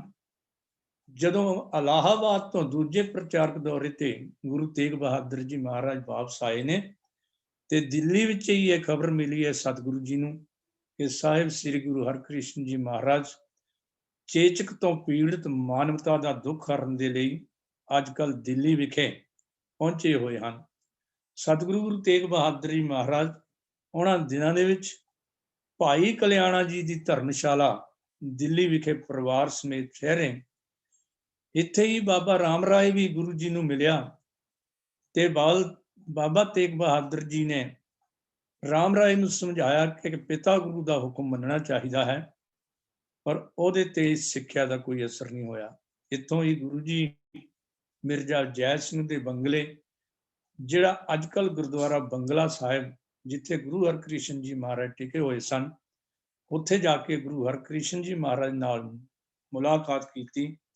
ਸੰਖੇਪ ਜਿਹੀ ਮੀਟਿੰਗ ਤੋਂ ਬਾਅਦ ਸਤਿਗੁਰੂ ਗੁਰੂ ਤੇਗ ਬਹਾਦਰ ਜੀ ਮਹਾਰਾਜ ਬਾਬਾ ਬਕਾਲਾ ਵੱਲ ਚਲੇ ਗਏ, ਅਤੇ ਪਿੱਛੋਂ ਸਤਿਗੁਰੂ ਗੁਰੂ ਹਰਕ੍ਰਿਸ਼ਨ ਜੀ ਮਹਾਰਾਜ ਜੋਤੀ ਜੋਤ ਸਮਾ ਗਏ। ਇੱਕ ਗੱਲ ਇੱਥੇ ਚੇਤੇ ਰੱਖਣ ਵਾਲੀ ਹੈ, ਜੋ ਉਪਦੇਸ਼ ਗੁਰੂ ਜੀ ਨੇ ਆਪਣੀ ਪਾਵਨ ਬਾਣੀ ਵਿੱਚ ਦਿੱਤੇ, ਜੋ ਨਰ ਦੁੱਖ ਮੈਂ ਦੁੱਖ ਨਹੀਂ ਮਾਨੇ, ਸੁਖ ਸਨੇਹ ਅਰ ਭੈ ਨਹੀਂ ਜਾਂਕੇ, ਕੰਚਨ ਮਾਟੀ ਮਾਨੇ, ਉਹਨਾਂ ਨੇ ਆਪਣੇ ਜੀਵਨ ਵਿੱਚ ਵੀ ਪੂਰੀ ਤਰ੍ਹਾਂ ਲਾਗੂ ਕੀਤੇ ਹੋਏ ਸਨ। ਕੰਚਨ ਤੇ ਮਿੱਟੀ, ਸੋਨਾ ਤੇ ਮਿੱਟੀ ਨੂੰ ਬਰਾਬਰ ਕਰਕੇ ਜਾਣਨਾ ਕਹਿਣਾ ਸੌਖਾ ਹੈ, ਕੋਈ ਨਹੀਂ ਸਾਂਭ ਕੇ ਰੱਖਦਾ। ਜੇ ਕੋਈ ਮਿੱਟੀ ਦੀ ਟਰਾਲੀ ਭਰ ਕੇ ਲਿਆਵੇ, ਵੀਰ ਜੀ ਗੋਦਰੇਜ ਦੀ ਅਲਮਾਰੀ 'ਚ ਰੱਖ ਦੋ, ਪਰ ਇੱਕ ਸੋਨੇ ਦਾ ਛੋਟੇ ਤੋਂ ਛੋਟਾ, ਜੋ ਬੀਬੀਆਂ ਅਨਮਤੀ ਬੀਬੀਆਂ ਨੱਕ ਵਿੱਚ ਕੋਕਾ ਪਾਉਂਦੀਆਂ ਨੇ, ਉਹਨੂੰ ਵੀ ਲਪੇਟ ਕੇ 7-7 ਜੰਦਿਆਂ ਦੇ ਵਿੱਚ ਰੱਖਿਆ ਜਾਂਦਾ ਹੈ। ਇਹ ਅਵਸਥਾ ਗੁਰੂ ਤੇਗ ਬਹਾਦਰ ਜੀ ਦੀ ਸੀ। ਜਿਵੇਂ ਮੈਂ ਮਿਸਾਲ ਦੇਣੀ ਚਾਹੁੰਦਾ, 3 ਮਾਰਚ 1644 ਨੂੰ ਪਿਤਾ ਗੁਰੂ ਹਰਗੋਬਿੰਦ ਸਾਹਿਬ ਜੋਤੀ ਜੋਤ ਸਮਾਉਂਦੇ ਹਨ, ਤੇ ਗੁਰਗੱਦੀ ਗੁਰੂ ਤੇਗ ਬਹਾਦਰ ਜੀ ਦੇ ਭਤੀਜੇ ਗੁਰੂ ਹਰਰਾਜ ਸਾਹਿਬ ਨੂੰ ਬਖਸ਼ ਦਿੱਤੀ ਜਾਂਦੀ ਹੈ। ਉਹਨਾਂ ਨੇ 17 ਸਾਲ ਗੁਰਗੱਦੀ ਦੀ ਸੇਵਾ ਕੀਤੀ, 1644 ਤੋਂ 1661 ਤੱਕ। ਤੇ ਜਦੋਂ ਉਹ ਜੋਤੀ ਜੋਤ ਸਮਾਉਣ ਲੱਗੇ, ਗੁਰਗੱਦੀ ਦੇ ਬਾਵਜੂਦ, ਗੁਰਗੱਦੀ ਦੇ ਯੋਗ ਹੋਣ ਦੇ ਬਾਵਜੂਦ, ਗੁਰੂ ਤੇਗ ਬਹਾਦਰ ਜੀ ਨੂੰ ਗੁਰਗੱਦੀ ਨਹੀਂ, ਬਲਕਿ ਉਹਨਾਂ ਦੇ ਪੋਤਰੇ ਤੇ ਆਪਣੇ ਛੋਟੇ ਬੇਟੇ ਗੁਰੂ ਹਰਰਾਜ ਸਾਹਿਬ ਜੀ ਦੇ, ਗੁਰੂ ਹਰਕ੍ਰਿਸ਼ਨ ਜੀ ਮਹਾਰਾਜ ਨੂੰ ਦਿੱਤੀ ਗਈ ਗੱਦੀ। 4 ਸਾਲ ਉਹ ਗੱਦੀ ਤੇ ਬਿਰਾਜਮਾਨ ਰਹੇ ਨੇ। 20 ਸਾਲ ਲਗਾਤਾਰ ਗੁਰਗੱਦੀ ਦੇ ਯੋਗ ਹੋਣ ਦੇ ਬਾਵਜੂਦ ਫਿਰ ਭਤੀਜੇ ਨੂੰ ਗੁਰਗੱਦੀ ਮਿਲ ਜਾਣੀ, ਉਹਦੇ ਬਾਅਦ ਪੋਤਰੇ ਨੂੰ ਗੁਰਗੱਦੀ ਮਿਲ ਜਾਣੀ। ਵਾਕਿਆ ਹੀ ਸਤਿਗੁਰੂ ਗੁਰੂ ਤੇਗ ਬਹਾਦਰ ਜੀ ਮਹਾਰਾਜ ਕੰਚਨ ਮਾਟੀ ਮਾਨੇ ਦੇ ਉਪਦੇਸ਼ ਨੂੰ ਆਪਣੇ ਜੀਵਨ ਦੇ ਵਿੱਚ ਕਮਾ ਕੇ ਸਾਨੂੰ ਦੱਸ ਰਹੇ ਸਨ। ਜਦ ਕਿ ਅੱਜ ਸਾਡੀ ਕੀ ਹਾਲਤ ਹੈ, ਸਿੱਖ ਕਹਾਉਣ ਵਾਲਿਆਂ ਦੀ। ਇੱਕ ਗੁਰਦੁਆਰੇ ਦੀ ਪ੍ਰਧਾਨਗੀ ਜੇ ਖੁੱਸ ਜਾਂਦੀ ਹੈ ਤੇ ਦੂਜਾ ਗੁਰਦੁਆਰਾ ਨਵਾਂ ਤਿਆਰ ਹੋ ਜਾਂਦਾ ਹੈ। ਆਪਣੀ ਜਾਤ ਦੇ ਗੁਰਦੁਆਰੇ, ਇੱਕ ਪਿੰਡ ਵਿੱਚ 8-8 ਗੁਰਦੁਆਰੇ ਇਸੇ ਗੱਲ ਤੇ ਬਣ ਗਏ ਨੇ ਕਿ ਪ੍ਰਧਾਨਗੀ ਖੁੱਸ ਗਈ ਤੇ ਨਵੇਂ ਪ੍ਰਧਾਨ, ਨਵੇਂ ਸੈਕਟਰੀ, ਨਵੇਂ ਸਭ ਕੁਝ ਬਣ ਗਏ। ਅੱਜ ਸਾਡੀਆਂ ਪੰਥ ਦੀਆਂ ਨੁਮਾਇੰਦਾ ਜਥੇਬੰਦੀਆਂ, ਸਿਰਮੌਰ ਹਸਤੀਆਂ ਜਿਨ੍ਹਾਂ ਨੂੰ ਕਿਹਾ ਜਾਂਦਾ, ਉਹ ਟੁਕੜਿਆਂ ਵਿੱਚ ਵੰਡੇ ਹੋਏ ਨੇ। ਜਿਹੜੇ ਤਖਤਾਂ ਦੇ ਜਥੇਦਾਰ ਵੀ ਕਈ ਵਾਰ 3-3, 4-4 ਗਰੁੱਪ ਜਿਹੜੇ ਜਥੇਦਾਰਾਂ ਦੇ ਬਣ ਕੇ ਅੱਜ ਵੀ ਘੁੰਮਦੇ ਨੇ, ਆਪਣੇ ਆਪ ਨੂੰ ਆ ਰਹੇ ਨੇ ਜਥੇਦਾਰ। 2-2, 3-3 ਜਥੇਦਾਰ ਅੱਜ ਵੀ ਹੈਗੇ। ਸਾਡੀਆਂ ਸ਼੍ਰੋਮਣੀ ਸੰਸਥਾਵਾਂ, ਅਕਾਲੀ ਦਲ ਵਰਗੇ ਦਲ ਦੇ ਵਿੱਚ ਬਦਲ ਗਏ ਨੇ। ਪਰ ਧੰਨ ਗੁਰੂ ਤੇਗ ਬਹਾਦਰ ਜੀ ਦਾ 400 ਸਾਲਾ ਪ੍ਰਕਾਸ਼ ਦਿਹਾੜਾ ਮਨਾਉਂਦੇ ਹੋਏ ਸਾਨੂੰ ਇਹ ਯਾਦ ਰੱਖਣਾ ਪਵੇਗਾ, ਜੇ ਤਿਆਗੀ ਬਣਨਾ ਹੈ ਤਾਂ ਗੁਰੂ ਤੇਗ ਬਹਾਦਰ ਜੀ ਮਹਾਰਾਜ ਦੇ ਜੀਵਨ ਤੋਂ ਸੇਧ ਲੈ ਕੇ, ਐਸੋ ਤਿਆਗੀ ਬਿਰਲਾ ਕੋਈ, ਐਦਾਂ ਦੇ ਤਿਆਗੀ ਬਣੋ, ਤਿਆਗ ਦਾ ਗੁਣ ਧਾਰਨ ਕਰੋ ਕਿ ਕੌਮ ਵਿੱਚ ਏਕਤਾ ਰਹਿ ਸਕੇ। ਜਿਵੇਂ ਧੰਨ ਗੁਰੂ ਤੇਗ ਬਹਾਦਰ ਜੀ ਮਹਾਰਾਜ ਨੇ ਸਾਡੇ ਸਾਹਮਣੇ ਗੁਰਗੱਦੀ ਦੇ ਯੋਗ ਹੋਣ ਦੇ ਬਾਵਜੂਦ 20 ਸਾਲ ਗੁਰਗੱਦੀ ਦੀ ਸੇਵਾ ਨਹੀਂ ਸੰਭਾਲੀ, ਪਰ ਦੂਜਿਆਂ ਨੂੰ ਪੂਰਨ ਸਹਿਯੋਗ ਦਿੱਤਾ। ਸਤਿਗੁਰੂ ਗੁਰੂ ਹਰਕ੍ਰਿਸ਼ਨ ਜੀ ਮਹਾਰਾਜ ਦਿੱਲੀ ਦੇ ਵਿੱਚ ਜੋਤੀ ਜੋਤ ਸਮਾਉਣ ਲੱਗੇ ਨੇ। ਸਿੱਖਾਂ ਨੇ ਪੁੱਛ ਕੀਤੀ ਸੀ, ਸੱਚੇ ਪਾਤਸ਼ਾਹ, ਜਦੋਂ ਕੋਈ ਗੁਰੂ ਸਾਹਿਬ ਜਾਂਦੇ ਨੇ ਤੇ ਅਗਲੇ ਗੱਦੀ ਨਸ਼ੀਨ ਦਾ ਹੁਕਮ ਵੀ ਨਾਲ ਹੀ ਕਰ ਦਿੰਦੇ ਨੇ। ਆਪਣੀ ਹਯਾਤੀ ਦੇ ਵਿੱਚ ਆਪ ਜੀ ਗੁਰਗੱਦੀ ਦੇ ਵਾਰਸ ਕਿਸ ਨੂੰ ਬਣਾ ਚੱਲਿਓ। ਇਸ ਘਟਨਾ ਨੂੰ ਸਾਰੇ ਅਸੀਂ ਜਾਣਦੇ ਹਾਂ, ਪਰ ਇਹ ਯਾਦ ਰੱਖਣ ਵਾਲਾ ਸਿਧਾਂਤ ਹੀ ਤਾਂ ਜੋ ਹੀ ਨਿਕਲਦਾ ਹੈ ਕਿ ਇੱਕ ਸੱਚੇ ਸਿੱਖ ਦੀ ਪਰਖ ਗੁਰੂ ਸਮੇਂ-ਸਮੇਂ ਤੇ ਇਮਤਿਹਾਨ ਲੈਂਦਾ ਹੈ। ਜੇ ਗੁਰ ਸੰਗ ਵਰਤਦਾ, ਸਿੱਖ ਸਿਦਕ ਨਾ ਹਾਰੇ। ਗੁਰੂ ਹਰਕ੍ਰਿਸ਼ਨ ਜੀ ਮਹਾਰਾਜ ਨੇ ਉਸ ਵੇਲੇ 2 ਬਚਨ ਕਹੇ ਸੀ ਕਿ ਅਗਲਾ ਗੱਦੀ ਦਾ ਵਾਰਸ ਬਾਬਾ ਵਸੇ ਗ੍ਰਾਮ ਬਕਾਲੇ, ਬਨ ਗੁਰ ਸੰਗਤ ਆਪ ਸੰਭਾਲੇ।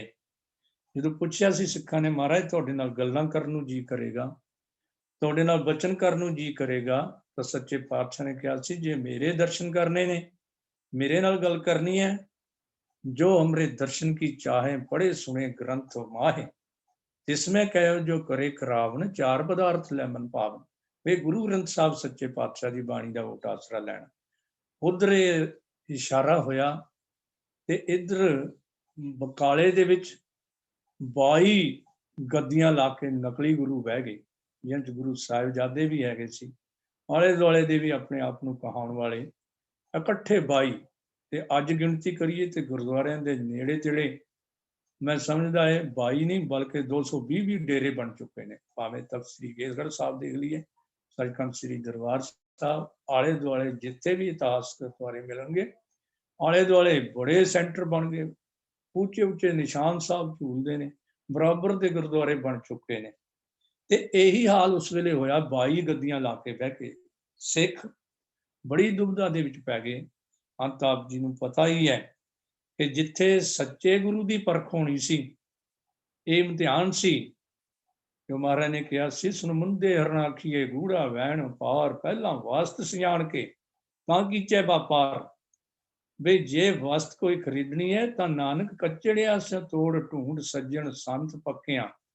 ਤੇ ਪੱਕੇ ਸੱਜਣ ਲੱਭਣ ਦੇ ਲਈ ਗੁਰਸਿੱਖਾਂ ਨੂੰ ਸੇਧ ਵੀ ਗੁਰੂ ਪਾਤਸ਼ਾਹ ਨੇ ਆਪ ਬਖਸ਼ੇ ਕਰਕੇ, ਜਦੋਂ ਗੁਰੂ ਘਰ ਦੇ ਮਹਾਨ ਪ੍ਰਚਾਰਕ ਭਾਈ ਮੱਖਣ ਸ਼ਾਹ ਜੀ ਲੁਬਾਣਾ, ਜੋ ਜ਼ਿਲ੍ਹਾ ਜੇਹਲਮ ਟਾਂਡਾ ਦੇ ਰਹਿਣ ਵਾਲੇ, ਪਿੰਡ ਟਾਂਡਾ ਸੀ, ਜੇਹਲਮ ਜ਼ਿਲ੍ਹੇ ਦੇ ਵਿੱਚ ਬਹੁਤ ਵੱਡੇ ਧਨਾੜ ਔਰ ਵਪਾਰੀ ਸਨ, ਆਪਣਾ ਦਸਵੰਧ ਕੱਢ ਕੇ ਗੁਰੂ ਦਰਬਾਰ ਦੇ ਵਿੱਚ ਹਾਜ਼ਰ ਹੋਏ। ਹੈਰਾਨ ਪਰੇਸ਼ਾਨ ਹੋ ਗਏ ਕਿ ਸੱਚਾ ਗੁਰੂ ਕੌਣ ਹੈ। ਪਰ ਸੱਚੇ ਗੁਰੂ ਦੇ ਪਰਖ ਲਈ ਪਹਿਲੇ ਜਾਮੇ ਤੋਂ ਹੀ ਸਿੱਖਾਂ ਨੇ ਇਮਤਿਹਾਨ ਸੱਚੇ ਗੁਰੂ ਦੇ ਵੀ ਲੈਣੇ ਸ਼ੁਰੂ ਕਰ ਦਿੱਤੇ। ਇਹਦੇ 'ਚ ਕੋਈ ਬੇਅਦਬੀ ਵਾਲੀ ਗੱਲ ਨਹੀਂ। ਜਦੋਂ ਰਾਜਾ ਸ਼ਿਵਨਾਭ ਨੂੰ ਰੋਜ਼ਾਨਾ ਕੋਈ ਨਾ ਕੋਈ ਸਾਧ ਜਾ ਕੇ ਟੱਕਰ ਜਾਂਦਾ ਸੀ, ਮੈਂ ਹੀ ਨਾਨਕ ਹਾਂ, ਤੇ ਉਹਨੇ ਇਮਤਿਹਾਨ ਲੈਣਾ ਸ਼ੁਰੂ ਕੀਤਾ। ਔਰ ਜੋ ਤਰਕ, ਜੋ ਇਮਤਿਹਾਨ ਲੈਂਦਾ ਸੀ, ਉਹਦੇ ਸਾਰੇ ਗੁਰੂ ਫੇਲ ਹੁੰਦੇ ਜਾਂਦੇ ਸਨ। ਅੰਤ ਇੱਕ ਦਿਨ ਉਹੀ ਸੁੰਦਰ ਰਾਜਕੁਮਾਰੀਆਂ ਆ ਕੇ ਇਹ ਸੱਚੇ ਸਤਿਗੁਰੂ ਦੇ ਸਾਹਮਣੇ ਖੜ ਗਈਆਂ। ਜਦੋਂ ਮੁਖਾਰਬਿੰਦ ਤੋਂ ਬਚਨ ਲਿਖਣੇ ਨੇ, ਗਾਸ਼ੋ ਪੁੱਤਰੀ ਰਾਜਕੁਮਾਰ, ਨਾਮ ਭਣੋ ਸਚ ਦੌਤ ਸਵਾਰ। ਤੇ ਜਾਓ ਬੇਟਾ ਜਾਓ, ਪਰਮਾਤਮਾ ਦਾ ਨਾਮ ਭਜੋ, ਇਹ ਸਰੀਰਕ ਦਿਖਾਵਾ ਨਾ ਕਰੋ। ਤੇ ਉਹਨਾਂ ਸੁੰਦਰੀਆਂ ਨੂੰ ਪਤਾ ਲੱਗ ਗਿਆ, ਜਿਹਨੇ ਅੱਜ ਬੇਟੀਆਂ ਕਿਹਾ ਸਾਨੂੰ, ਸੱਚਾ ਇਹੀ ਹੈ। ਅੰਤ ਸ਼ਿਵਨਾਭ ਦਾ ਸੰਕਾ ਦੂਰ। ਕਿੰਨੀਆਂ ਹੀ 10 ਗੁਰੂ ਸਾਹਿਬਾਨ ਦੀਆਂ ਐਸੀਆਂ ਸਾਖੀਆਂ ਤੁਹਾਨੂੰ ਮਿਲ ਜਾਣ। ਸੋ ਇੱਥੇ ਵੀ ਇਹ ਕੁਦਰਤੀ ਅਕਾਲ ਪੁਰਖ ਵਾਹਿਗੁਰੂ ਨੇ ਟੋਟਕਾਇਆ। ਭਾਈ ਮੱਖਣ ਸ਼ਾਹ ਆਏ, 500 ਮੋਹਰਾਂ ਜਾਂ ਜਿੰਨਾ ਵੀ ਦਸਵੰਧ ਸੀ ਉਹ ਇੱਕੋ ਜਗ੍ਹਾ ਦੇਣ ਦੀ ਬਜਾਏ ਕੱਚੇ ਗੁਰੂਆਂ ਦੀ ਪਰਖ ਹੋਣੀ ਸ਼ੁਰੂ ਹੋ ਗਈ। 5-5 ਮੋਹਰਾਂ ਰੱਖਦਿਆਂ ਜਿਹੜਾ ਸੱਚਾ ਹੋਏਗਾ। ਅੰਤ ਕਿਸੇ ਤੇ ਪੁੱਛ ਕੀਤੀ, ਸਾਰੇ ਗੁਰੂ ਭੁਗਤ ਲਏ, ਸਾਰਿਆਂ ਨੇ ਸਰੋਪੇ ਦੇ ਦਿੱਤੇ। ਖੁੱਲਾਂ ਦਿੰਦੇ ਬਾਬਲੇ, ਲੈਂਦੇ ਵੱਡੇ ਨਿਲੱਜ, ਚੂਹਾ ਖੱਡ ਨਾ ਮਾਵੇ, ਤਿੱਕਲ ਬੰਨੇ ਛੱਜ। ਅੱਜ ਵੀ ਤਾਂ ਇਹੀ ਕੁਝ ਹੋ ਰਿਹਾ ਨਾ। ਬੜੇ ਬੜੇ ਗਦੀਆਂ ਲਾ ਕੇ ਬੈਠੇ ਹੋਏ, ਖੁੱਲਾ ਦਿੰਦੇ ਨੇ, ਸਰੂਪੇ ਬਖਸ਼ ਕਰਦੇ ਨੇ, ਅਰਦਾਸਾਂ ਕਰਦੇ ਨੇ। ਇਹੀ ਕੁਝ ਮੱਖਣ ਸ਼ਾਹ ਜੀ ਨਾਲ ਹੋਇਆ। ਪਰ ਭਾਈ ਮੱਖਣ ਸ਼ਾਹ ਜੀ ਤਸੱਲੀ ਨਾ ਹੋਈ, ਕਿਉਂਕਿ ਮਨ ਵਿੱਚ ਸੰਕਲਪ ਕੀਤਾ ਸੀ ਸੱਚਾ ਗੁਰੂ ਆਪ ਮੰਗੇਗਾ। ਅੰਤ ਚਲਦਿਆਂ ਉਸ ਸਥਾਨ ਤੇ ਭਾਈ ਮੱਖਣ ਸ਼ਾਹ ਪਹੁੰਚ ਹੀ ਗਏ, ਜਿੱਥੇ ਸੱਚੇ ਸਤਿਗੁਰੂ ਸਾਹਿਬ ਸ੍ਰੀ ਗੁਰੂ ਤੇਗ ਬਹਾਦਰ ਜੀ ਮਹਾਰਾਜ ਬੈਠੇ ਹੋਏ ਸਨ। ਔਰ ਜਾ ਕੇ ਜਦੋਂ ਆਪਣੇ ਦਸਵੰਧ ਵਿੱਚੋਂ 5 ਮੋਹਰਾਂ ਰੱਖੀਆਂ, ਸੱਚੇ ਸਤਿਗੁਰੂ ਨੇ ਕਹਿ ਦਿੱਤਾ, ਦਸਵੰਧ ਤਾਂ ਇਤਨਾ ਬਣਦਾ ਹੈ। ਬਸ ਗੱਲ ਕੀ ਸੀ ਕਿ ਭਾਈ ਮੱਖਣ ਸ਼ਾਹ ਦੇ ਖੁਸ਼ੀ ਦਾ ਕੋਈ ਅੰਤ ਨਹੀਂ ਰਿਹਾ। ਔਰ ਜਾ ਕੇ ਕੋਠੇ ਤੇ ਚੜ੍ਹ ਕੇ ਹੋਕਾ ਦੇ ਦਿੱਤਾ, ਭੁਲੀਏ ਸੰਗਤ ਸੁਣੋ ਤੁਮ ਕਾਨ, ਸਤਿਗੁਰ ਲੱਦਾ ਮਰਦ ਮਹਾਨ। ਇਹ ਭੁੱਲੇ ਹੋਏ ਸ਼ਰਧਾਲੂਓ, ਭੁਲੱਕੜ ਸ਼ਰਧਾਲੂਓ, ਆਓ ਮਰਦ ਸਤਿਗੁਰੂ। ਅੱਗੇ 22 ਜਿਹੜੇ ਮਰਦਾਂ ਨਾਲੇ ਵਾਹ ਪਿਆ ਸੀ, ਪਰ ਸੱਚਾ ਸਤਿਗੁਰੂ, ਮਰਦ ਸਤਿਗੁਰੂ ਮਿਲ ਗਿਆ। ਭੁਲੀਏ ਸੰਗਤ ਸੁਣੋ ਤੁਮ ਕਾਨ, ਸਤਿਗੁਰ ਲੱਦਾ ਮਰਦ ਮਹਾਨ। ਸਰਬ ਸੰਸ਼ੇ ਹਿਰਦੇ ਕੋ ਤਜ ਕੇ, ਜਨਮ ਸੁਧਾਰੋ ਸ੍ਰੀ ਗੁਰੂ ਭਜ ਕੇ। ਚਾਉ ਦਿਸਮੈ ਮੁਖ ਕਰ ਕਰ ਕਹੇ, ਭੁਲੀਏ ਸੰਗਤ ਗੁਰੂ ਹੈ ਇਹ। ਫਿਰ ਕੀ ਸੀ, ਸਿੰਘ ਭੁੱਕੇ ਮ੍ਰਿਗਾਵਲੀ ਭੰਨੀ ਜਾਏ। ਮਿਰਗ ਆਦਿਕ ਸਾਰੇ ਭੱਜ ਜਾਂਦੇ ਨੇ ਜਦੋਂ ਸ਼ੇਰ ਗੱਜਦਾ ਹੈ। ਪਹਿਲਾਂ ਸੋਚਦੇ ਸੀ ਕਿ ਅਸੀਂ ਸੂਰਜ ਨੂੰ ਛੁਪਾ ਲਵਾਂਗੇ। ਪਹਿਲਾਂ ਸੋਚਦੇ ਸੀ ਉਹ ਨਕਲੀ ਗੁਰੂ, ਜਿਵੇਂ ਅੱਜ ਦੇ ਸਾਧ ਸੰਤ ਭੇਖੀ ਪਖੰਡੀ ਸੋਚਦੇ ਨੇ ਕਿ ਸ੍ਰੀ ਗੁਰੂ ਗ੍ਰੰਥ ਸਾਹਿਬ ਸੱਚੇ ਪਾਤਸ਼ਾਹ ਦੀ ਜ਼ਾਹੋ ਜਲਾਲ ਨੂੰ ਅਸੀਂ ਮੱਧਮ ਕਰ ਦੇਵਾਂਗੇ। ਪਰ ਭਾਈ ਗੁਰਦਾਸ ਜੀ ਨੇ ਲਿਖਿਆ, ਗੁਰੂ ਨਾਨਕ ਪਾਤਸ਼ਾਹ ਨਾਲ ਵੀ ਐਸਾ ਵਾਪਰਿਆ ਸੀ। ਪਰ ਹੋਇਆ ਕਿ ਛਪੇ ਨਾਹੀਂ ਛਪਾਇਆ, ਚੜਿਆ ਸੂਰਜ ਜਗ ਰਚਨਾਈ। ਬੁੱਕਿਆ ਸਿੰਘ ਉਜਾੜ ਵਿੱਚ, ਸਭ ਮਿਰਗਾਵਲ ਭੰਨੀ ਜਾਈ। ਚੜਿਆ ਚੰਦ ਨਾ ਲੁਕਈ, ਕੱਢ ਕੁਨਾਲੀ ਜੋਤ ਛਪਾਈ। ਵੀ 100 ਭਾਂਡੇ ਥੱਲੇ ਰੱਖ ਕੇ ਚੰਦਰਮਾ ਜਿਹੜਾ ਹੈ ਸਾਰਿਆਂ 'ਚ ਪਾਣੀ ਭਰਿਆ ਹੋਇਆ ਦਿਖਦਾ ਹੈ। ਕਿਸੇ ਭਾਂਡੇ ਦੇ ਵਿੱਚ ਪਾਣੀ ਭਰ ਕੇ ਰੱਖ ਦਈਏ ਤੇ ਕੋਈ ਮੂਰਖ ਸੋਚੇ ਇਹਦੇ ਤੇ ਪਰਾਤ ਰੱਖ ਦੇਵਾਂ, ਕੁਨਾਲੀ ਮੈਨੇ ਪਰਾਤ, ਕਿ ਇਹ ਛੁਪ ਜਾਏਗਾ। ਪਰ ਕੱਢ ਕੁਨਾਲੀ ਜੋਤ ਛਪਾਈ, ਉਗਵਣੋਂ ਤੇ ਹੱਥ ਬਣਾਉ ਨੌ ਖੰਡ ਪ੍ਰਿਥਵੀ ਸਭ ਝੁਕਾਈ, ਜਗ ਅੰਦਰ ਕੁਦਰਤ ਵਰਤਾਈ। ਜਿਉਂ ਹੀ ਭਾਈ ਮੱਖਣ ਸ਼ਾਹ ਦਾ ਹੋਕਾ ਸੰਗਤ ਨੇ ਸੁਣਿਆ, ਸੱਚੇ ਸਤਿਗੁਰੂ ਦੀ ਯਾਦ ਦੇ ਵਿੱਚ ਬੇਵਲ ਹੋਈਆਂ ਸੰਗਤਾਂ ਇੱਕਦਮ ਗੁਰੂ ਤੇਗ ਬਹਾਦਰ ਜੀ ਦੇ ਚਰਨਾਂ ਦੇ ਧਾ ਗਈਆਂ। 21 ਗੁਰੂ ਦੇ ਵਿੱਚੋਂ ਭੱਜ ਗਏ, ਆਪਣਾ ਸਾਜੋ ਸਮਾਨ ਚੱਕ ਕੇ। ਪ੍ਰਭਾਈ ਮਾਂ ਧੀਰਮਲ ਜੋ ਭਤੀਜਾ ਸੀ ਸਕਾ, ਉਹ ਤੇ ਰਿਹਾ ਨਹੀਂ ਕਿ ਸ਼ੀਂਹ ਮਸੰਦ ਕੋਲ ਗੋਲੀ ਚਲਵਾ ਕੇ ਸਤਿਗੁਰੂ ਦੇ ਉੱਤੇ ਵਾਰ ਕੀਤਾ, ਸਮਾਨ ਵੀ ਲੁੱਟ ਲਿਆ। ਜੋ ਸ੍ਰੀ ਗੁਰੂ ਗ੍ਰੰਥ ਸਾਹਿਬ ਜੀ ਦਾ ਪਾਵਨ ਸਰੂਪ ਸੀ ਉਹ ਵੀ ਲੈ ਗਿਆ। ਪਰ ਜਲਦੀ ਹੀ ਭਾਈ ਮੱਖਣ ਸ਼ਾਹ ਲਵਾਣੇ ਦੇ ਡੇਰੇ ਵਿੱਚ, ਜਿਹਦੇ ਨਾਲ ਹਰ ਵੇਲੇ 500 ਬਾਡੀਗਾਰਡ ਉਹਦੇ ਨਾਲ ਰਹਿੰਦੇ ਸਨ, ਪਤਾ ਲੱਗਾ ਤੇ ਉਸ ਵੇਲੇ ਮੱਖਣ ਸ਼ਾਹ ਨੂੰ ਚਾਟਾ ਵੀ ਛਕਾਇਆ ਹੈ। ਭਾਈ ਮੱਖਣ ਸ਼ਾਹ ਜੀ ਨੇ ਚਾਟਾ ਵੀ ਛਕਾਇਆ ਧੀਰਮਲ ਨੂੰ। ਉਹਦਾ ਖੋਇਆ ਹੋਇਆ ਸਾਰਾ ਸਮਾਨ ਸਮੇਤ ਸਤਿਗੁਰੂ ਜੀ ਦੀ ਪਾਵਨ ਸਰੂਪ ਦੇ ਸ੍ਰੀ ਗੁਰੂ ਗ੍ਰੰਥ ਸਾਹਿਬ ਦੀ ਵੀਰ ਤੇ ਪਕੜ ਕੇ ਗੁਰੂ ਤੇਗ ਬਹਾਦਰ ਜੀ ਦੇ ਸਾਹਮਣੇ ਪੇਸ਼ ਕਰ ਦਿੱਤਾ। ਪਰ ਸੱਚੇ ਗੁਰੂ ਦੀ ਨਿਸ਼ਾਨੀ ਗੁਰਦਾਤਾ ਗੁਰ ਹਿਵੈ ਘਰ, ਗੁਰਦਾਤਾ ਤਿਹ ਲੋਏ, ਅੰਮ੍ਰਿਤ ਪਦਾਰਥ ਨਾਨਕਾ ਮਨ ਮਾਨਿਆ ਸੁਖ ਹੋਏ। ਵੇ ਸਤਿਗੁਰੂ ਤਾਂ ਬਰਫ਼ ਦਾ ਘਰ ਹੈ। ਸਤਿਗੁਰੂ ਨਿਰਵੈਰ ਪੁੱਤਰ ਛਤਰ ਸਮਾਨੇ, ਔਗੁਣ ਕੱਢ ਕਰੇ ਸੁਖ ਦੇਹਾ, ਔਗੁਣ ਕੱਢ ਕਰੇ ਸੁਖ ਦੇਹਾ। ਸਤਿਗੁਰੂ ਗੁਰੂ ਤੇਗ ਬਹਾਦਰ ਜੀ ਮਹਾਰਾਜ ਨੇ ਬਾਬਾ ਫਰੀਦ ਜੀ ਦੇ ਉਸ ਬਚਨ ਨੂੰ ਸਾਹਮਣੇ ਰੱਖ ਕੇ ਕਿ ਫਰੀਦਾ ਬੁਰੇ ਦਾ ਭਲਾ ਕਰ, ਗੁੱਸਾ ਮਨ ਨਾ ਹੰਢਾਏ, ਦੇਹੀ ਰੋਗ ਨਾ ਲੱਗੇ, ਪੱਲੇ ਸਭ ਕੁਝ ਪਾਏ ਦਾ ਉਪਦੇਸ਼ ਦੇਣ ਵਾਲੇ ਸਤਿਗੁਰੂ ਜੀ ਨੇ ਮੁਆਫ ਕਰ ਦਿੱਤਾ। ਕਹਿੰਦੇ ਨੇ ਜਦੋਂ ਧੀਰਮਲ ਨੇ ਗੋਲੀ ਚਲਾਈ, ਸਤਿਗੁਰੂ ਨੇ ਉਸ ਵੇਲੇ ਵੀ ਉਹਨੂੰ ਬੁਰਾ ਨਹੀਂ ਕਿਹਾ, ਬਲਕਿ ਇਤਿਹਾਸ ਦੇ ਬਚਨ ਹਨ, ਭਲੇ ਧੀਰਮਲ ਭਲੇ ਜੀ ਭਲੇ ਧੀਰ ਜੀ, ਬਹੁਤ ਵਾਰ ਬੋਲੇ ਸ੍ਰੀ ਗੁਰੂ ਸ੍ਰੀ ਪਤ ਗੁਣੀ ਗਹੀਰ ਜੀ। ਧੰਨ ਗੁਰੂ ਤੇਗ ਬਹਾਦਰ ਜੀ ਨੇ ਕਿਹਾ ਤੇਰਾ ਭਲਾ ਹੋਵੇ, ਤੇਰਾ ਭਲਾ ਹੋਵੇ। ਭਾਈ ਗੁਰਦਾਸ ਜੀ ਕਹਿੰਦੇ ਆਪ ਭਲਾ ਸਭ ਜਗ ਭਲਾ, ਭਲਾ ਭਲਾ ਸਭ ਨਾ ਕਰ ਦੇਖਿਆ, ਆਪ ਬੁਰਾ ਸਭ ਜਗ ਬੁਰਾ, ਸਭ ਕੋ ਬੁਰਾ ਬੁਰੇ ਦੇ ਲੇਖੈ। ਸਤਿਗੁਰੂ ਗੁਰੂ ਤੇਗ ਬਹਾਦਰ ਜੀ ਮਹਾਰਾਜ ਨੇ ਉਹਨੂੰ ਮਾਫ ਕਰ ਦਿੱਤਾ ਤੇ ਉਹ ਪਾਵਨ ਸਰੂਪ ਵੀ ਉਸ ਨੂੰ ਹੀ ਦੇ ਦਿੱਤਾ, ਜੋ ਕਹਿੰਦੇ ਨੇ ਅੱਜ ਤੱਕ ਵੀ ਤੀਰਮਲੀਆਂ ਦੇ ਪਾਸ ਉਹ ਅਸਲੀ ਸਰੂਪ ਜੋ ਗੁਰੂ ਅਰਜਨ ਦੇਵ ਜੀ ਨੇ ਭਾਈ ਗੁਰਦਾਸ ਜੀ ਤੇ ਲਿਖਾਇਆ ਸੀ। ਸਤਿਗੁਰੂ ਸੱਚੇ ਪਾਤਸ਼ਾਹ ਨੇ ਪ੍ਰਚਾਰਕ ਦੌਰਾ ਆਰੰਭ ਦਿੱਤਾ। ਸੱਚਖੰਡ ਸ੍ਰੀ ਦਰਬਾਰ ਸਾਹਿਬ ਵੱਲ ਗਏ। ਅੱਗੇ ਉੱਥੇ ਬੈਠੇ ਹੋਏ ਮਸੰਦਾਂ ਨੂੰ ਚਿੰਤਾ ਖੜੀ ਹੋ ਗਈ ਕਿ ਸੱਚਾ ਸਤਿਗੁਰ ਪ੍ਰਗਟ ਹੋ ਗਿਆ ਹੈ, ਹੁਣ ਸਾਡੀ ਰੋਜੀ ਰੋਟੀ ਬੰਦ ਹੋ ਜਾਏਗੀ। ਇਹਲੇ ਗੁਰੂ ਤੇਗ ਬਹਾਦਰ ਜੀ ਨੂੰ ਸੱਚਖੰਡ ਸ੍ਰੀ ਦਰਬਾਰ ਸਾਹਿਬ ਵਿਖੇ ਜਾਣ ਹੀ ਨਹੀਂ ਦਿੱਤਾ।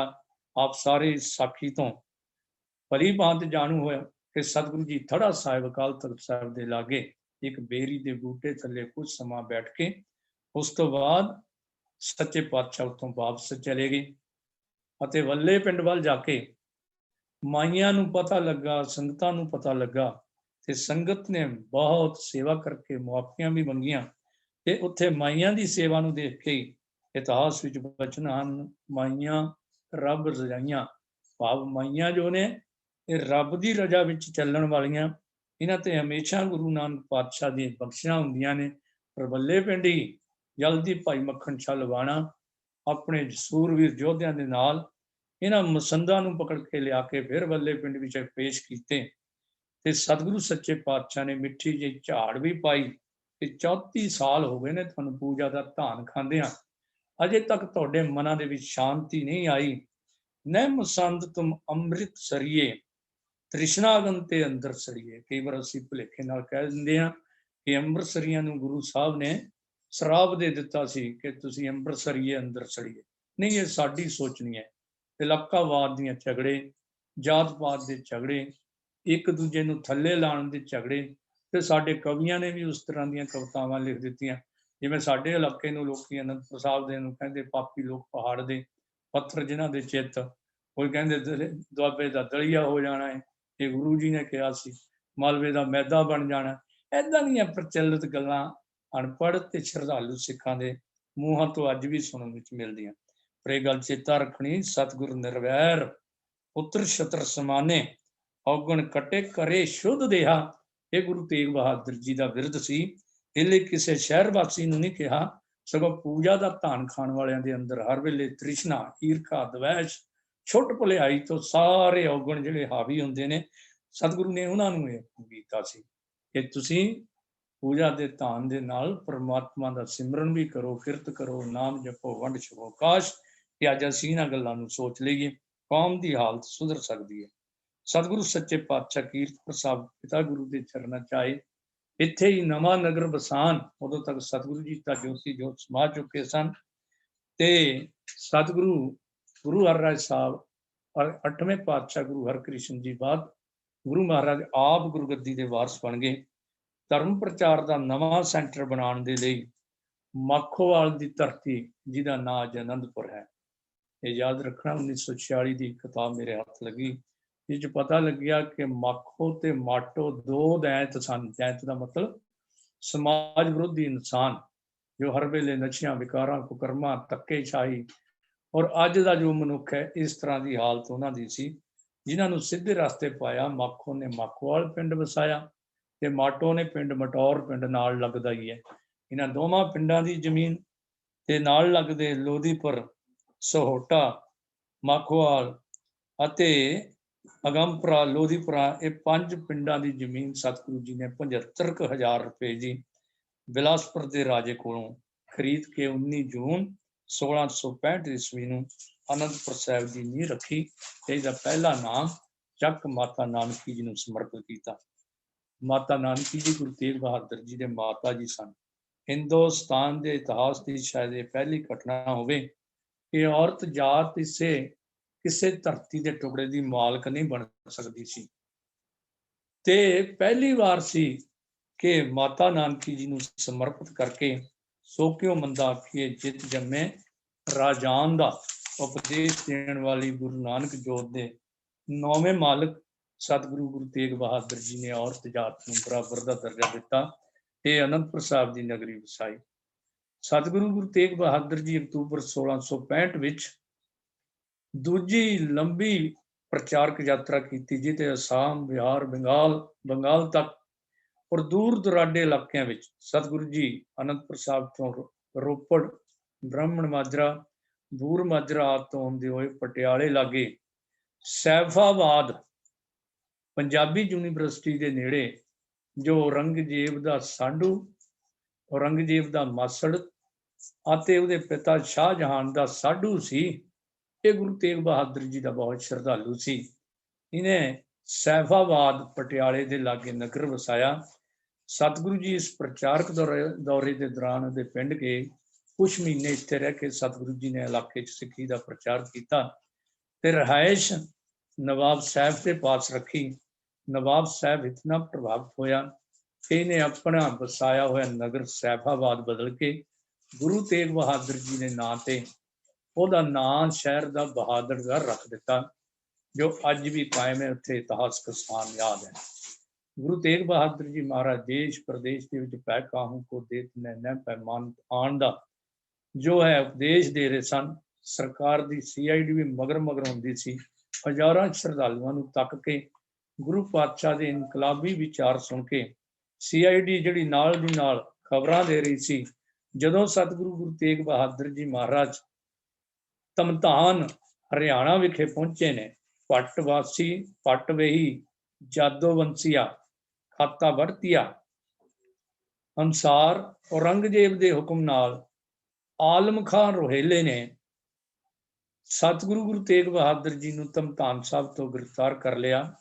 ਭਾਈ ਮਤੀ ਦਾਸ, ਸਤੀ ਦਾਸ, ਗੋਆਲ ਦਾਸ, ਗੁਰਦਾਸ ਸੰਗਤਾ, ਭਾਈ ਦਿਆਲ ਦਾਸ ਆਦਿ ਬਹੁਤ ਵੱਡੇ ਪ੍ਰਚਾਰਕ, ਜੋ ਪ੍ਰਚਾਰਕ ਵੀ ਹੋਏ ਸਨ, ਇਹ ਸਾਰਿਆਂ ਨੂੰ ਕੈਦ ਕਰਕੇ ਔਰੰਗਜ਼ੇਬ ਦੇ ਪੇਸ਼ ਕੀਤਾ ਗਿਆ। ਇਸ ਭੂਇਆਂ ਦੀ ਬਾਦਸ਼ਾਹ ਬਰੰਜੀ ਦੀ ਸਾਖੀ ਨੰਬਰ 116 ਅਨੁਸਾਰ ਗੁਰੂ ਜੀ ਨਾਲ ਲੰਬੀ ਮੁਲਾਕਾਤ ਔਰੰਗਜ਼ੇਬ ਦੀ ਹੋਈ। ਬੜੀਆਂ ਦਲੀਲਾਂ, ਡਰਾਵੇ, ਲਾਲਚ, ਅੰਤ ਫਾਂਸੀ ਦਾ ਹੁਕਮ, ਦਹਿਸ਼ਤ ਐਦਾਂ ਦੀ ਦਿੱਤੀ, ਪਾਉਣ ਦੀ ਕੋਸ਼ਿਸ਼ ਕੀਤੀ, ਦਹਿਸ਼ਤ ਪਾਉਣ ਦੀ, ਪਰ ਸਤਿਗੁਰੂ ਤਾਂ ਬਾਂਹ ਜਿਨ੍ਹਾਂ ਦੀ ਪਕੜੀਏ ਸਿਰ ਦੀ ਜੇ ਬਾਂਹ ਨਾ ਛੋੜੀਏ। ਪਰ ਇੱਥੇ ਰਾਜਾ ਮਿਰਜ਼ਾ ਜੈ ਸਿੰਘ ਦੀ ਰਾਣੀ ਪੁਸ਼ਪਾ ਰਾਣੀ ਅੰਬੇਰ ਦਾ ਰਾਜਾ ਸੀ। ਬੜੇ ਪਰਵਕਾਰ ਔਰੰਗਜ਼ੇਬ ਤੇ ਸਨ। ਪੱਟ ਵੇਹੀ ਜਾਦੋਵੰਸੀਆ ਮੁਤਾਬਕ ਸਤਿਗੁਰੂ ਗੁਰੂ ਤੇਗ ਬਹਾਦਰ ਜੀ ਨੂੰ 1 ਮਹੀਨੇ ਬਾਅਦ ਉਹਦੇ ਦਖਲ ਦੇ ਨਾਲ ਜੋ ਪੁਸ਼ਪਾ ਰਾਣੀ ਸੀ ਔਰੰਗਜ਼ੇਬ ਨੇ ਰਿਹਾ ਕਰ ਦਿੱਤਾ।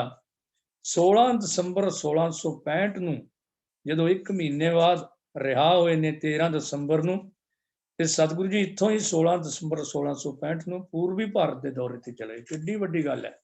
ਪੈਗਾਮ ਕੋ ਦੇਤਨਾ ਹੈ ਸੱਚੀ ਮੁੱਚੀ।